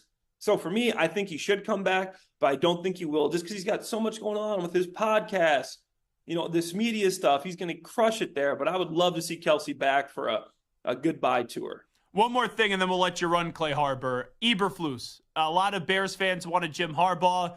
They retained Matt Eberflus as the coach. There were some other potential candidates as well that fans were clamoring for. What does Eberflus do, you being a former player that you like, that makes you think, okay, he could be the long-term coach of the Bears if you think that? I loved what he did with the defense in the second half of the year. When he took over the play calling, he really adjusted his scheme to the players. And I think that's a big part about what coaches can do. Can you adjust your scheme to players? Being the year, he just wanted to rush 4 and kind of sit back. And he realized that we can't get to the quarterback with 4. Even when Montez Sweat came in, he helped a lot, but Eberflus started seeing some dime. He started seeing a lot more nickel, got dime, got a bunch of defensive backs in the field, and he did such a good job of calling plays. In the last 7 games, the Bears were arguably one of the top 5 defenses in the NFL. This team has everybody coming back on defense. TJ Edwards had a really good year. Montez Sweat, you get me one more good pass rusher in free agency or the draft.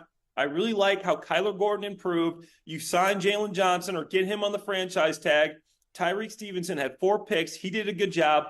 We got to find a safety for Eddie Jackson with him departing, then releasing him for obviously cap reasons. Jaquan Brisker, I think, is a really good, strong safety. So overall, this defense to me is a bright spot. Are they making a play for a running back like Saquon, Josh Jacobs, Derrick Henry? Are they making a play for a big-time back this offseason?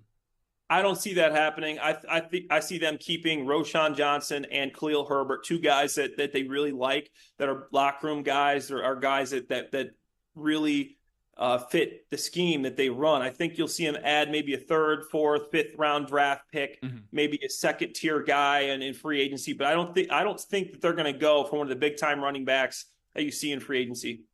He is Clay Harbor, former NFL tight end. Clay, always appreciate the time. Thanks so much for jumping on board with us. You be well. Appreciate it, Zach. Thanks, man. You got it. There he is, Clay Harbor. Enjoyed our time hanging out with him at the Super Bowl the last 2 years. Does a great job covering the NFL and is never afraid to give an opinion. Really good stuff there with Clay. All righty, let's take a break. I know we're up against it. We'll come on back. 3 QBs whose team needs to add a wide receiver this offseason. Update time first. Let's send it over to Rich Ackerman. CBS Sports Radio. Sports Flash. The scouting combine takes place this week in Indianapolis. The Bears have a decision at number 1. Keep Justin Fields or draft another quarterback, namely Caleb Williams. GM Ryan Poles said he wants clarity on the situation soon. I will say this. I think you guys know me well enough now. If we go down that road, I want to do right by Justin as well. No one wants to live in gray. I know that's uncomfortable. I wouldn't want to be in that situation either. So we'll gather the information. We'll move as quickly as possible. We're not going to be in a rush, and see what presents itself and what's best for the organization. Two-time Pro Bowler Shaq Barrett is reportedly being released by the Buccaneers before a $15 million roster bonus is due next week, while the Ravens are planning on using the franchise tag on defensive tackle Justin Madubuike, and also the Chiefs looking to defend their title. Saying they're leaning toward putting the franchise tag on L'Jarius Sneed, according to reports. New Raiders GM Tom Telesco said wide receiver Davante Adams isn't going anywhere, that he's, quote, a Raider. In the NBA tonight, the Celtics look to make it 9 in a row when they take on the 76ers. I'm Rich Jackson. Hey, it's Amy Lawrence. Be sure to listen to CBS Sports Radio at home. Just ask Alexa to play CBS Sports Radio.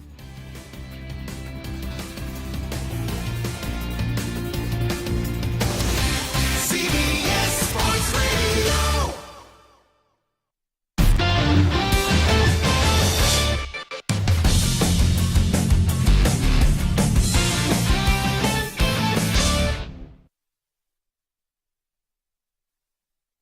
You're in a 5-minute break.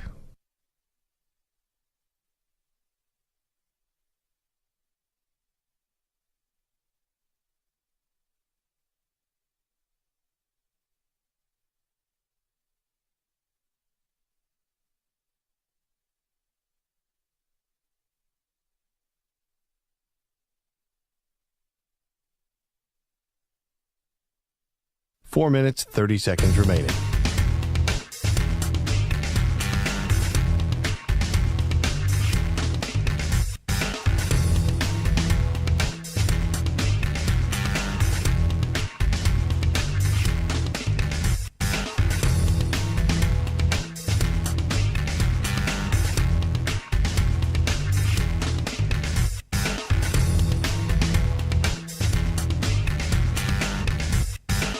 Four minutes remaining.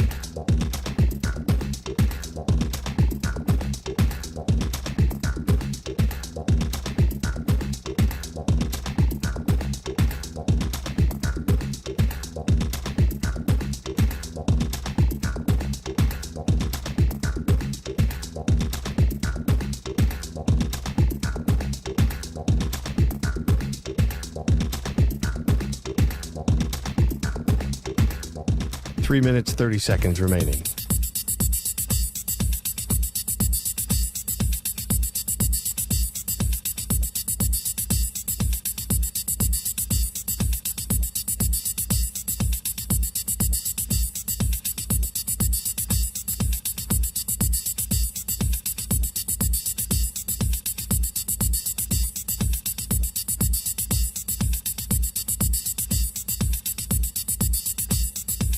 Three minutes remaining.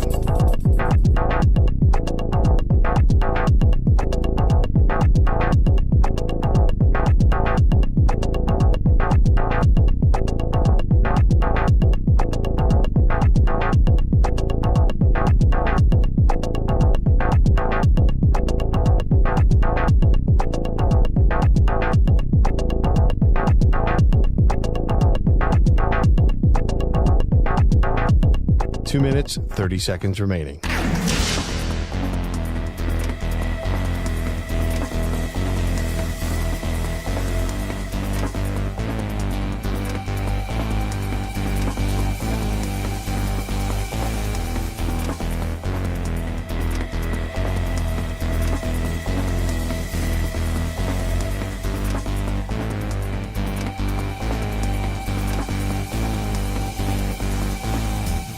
Two minutes remaining.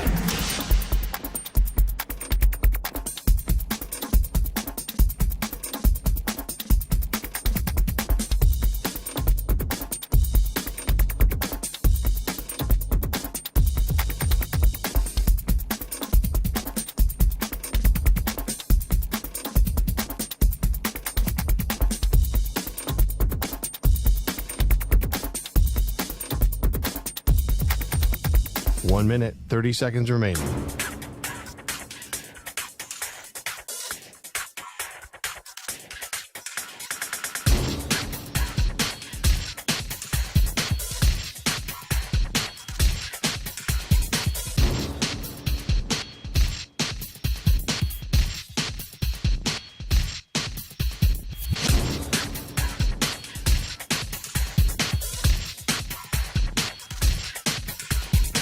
1 minute remaining.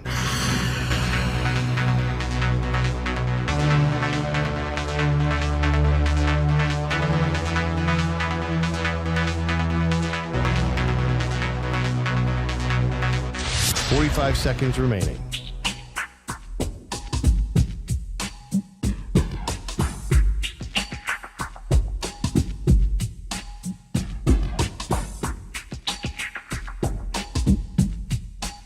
Seconds remaining.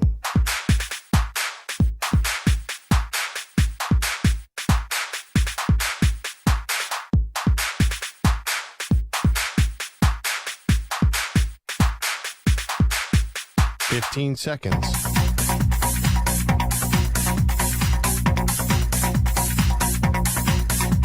Break ends in 5 seconds.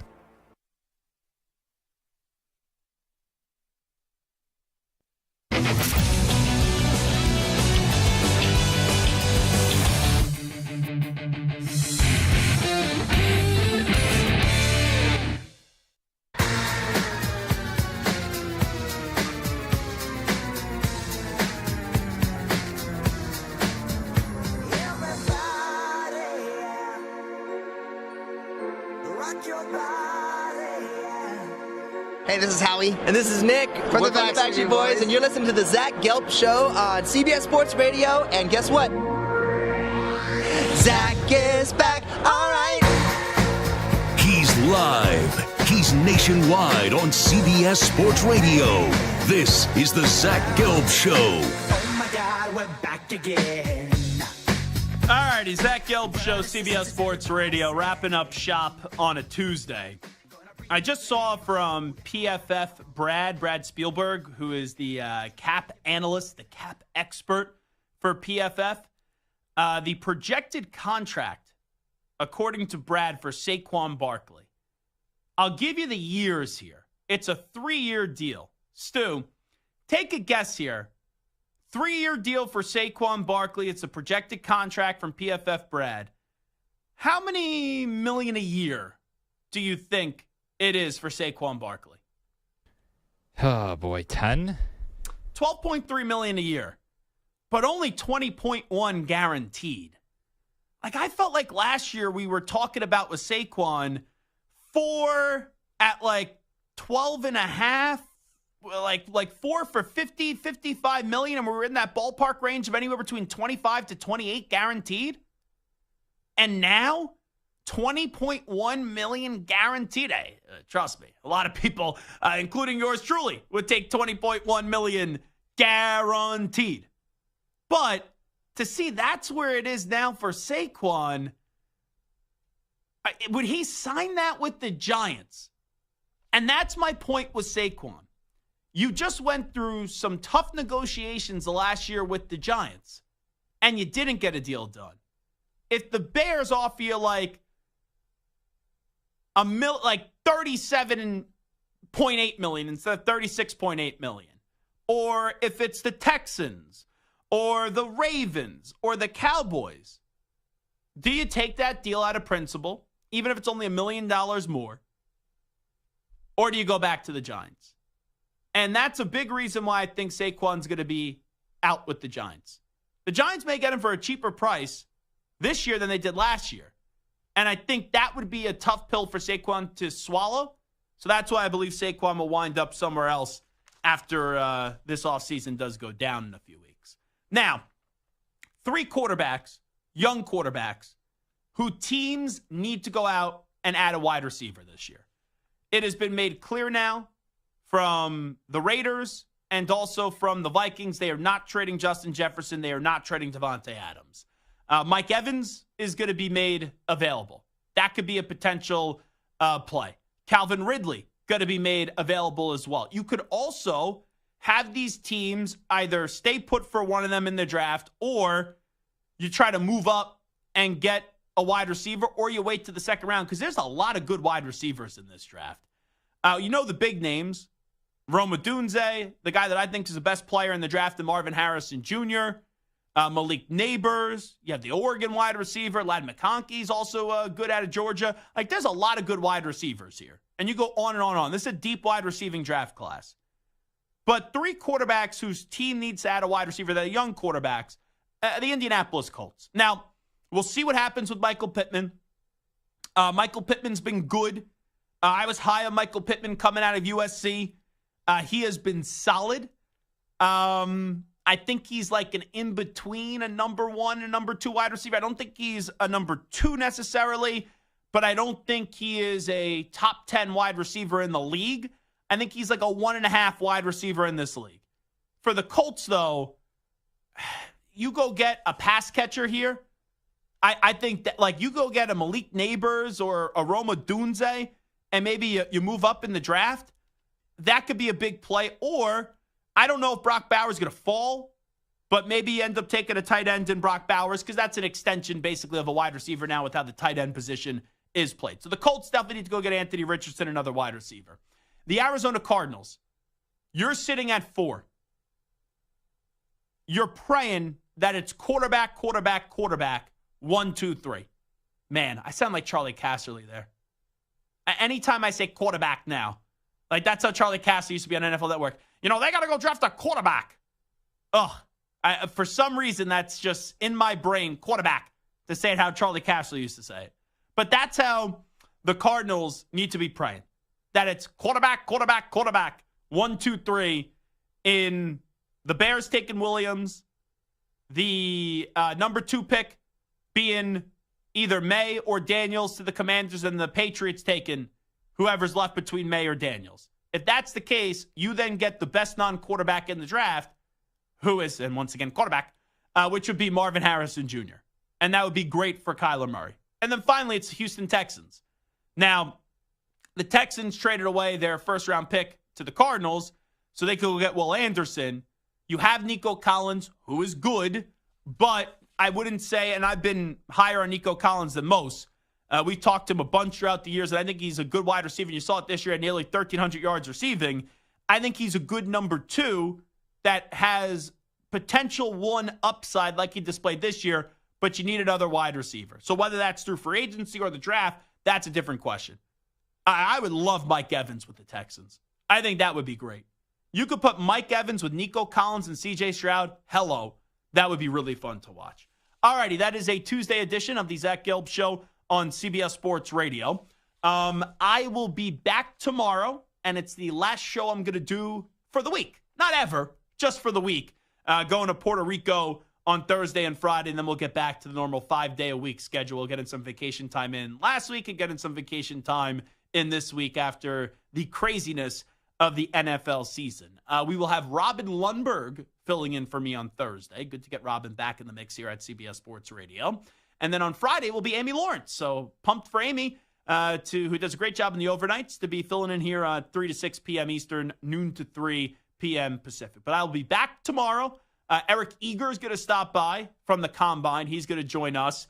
We will have a Winkler Wednesday as well, so Bart Winkler will be stopping by. And I saw Bart earlier tweeting about spring training baseball. I have to knock some sense into his cabeza and just say, stop tweeting about spring training baseball. And we may have another surprise potentially for tomorrow as well. So great job by Ryan Botcher. Great job by Carlos Ortiz.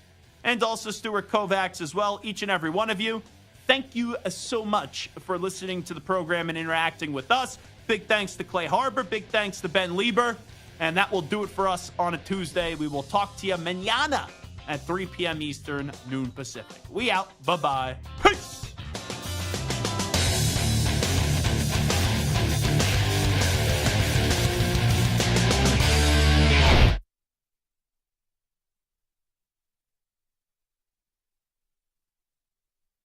You're in a 5-minute break.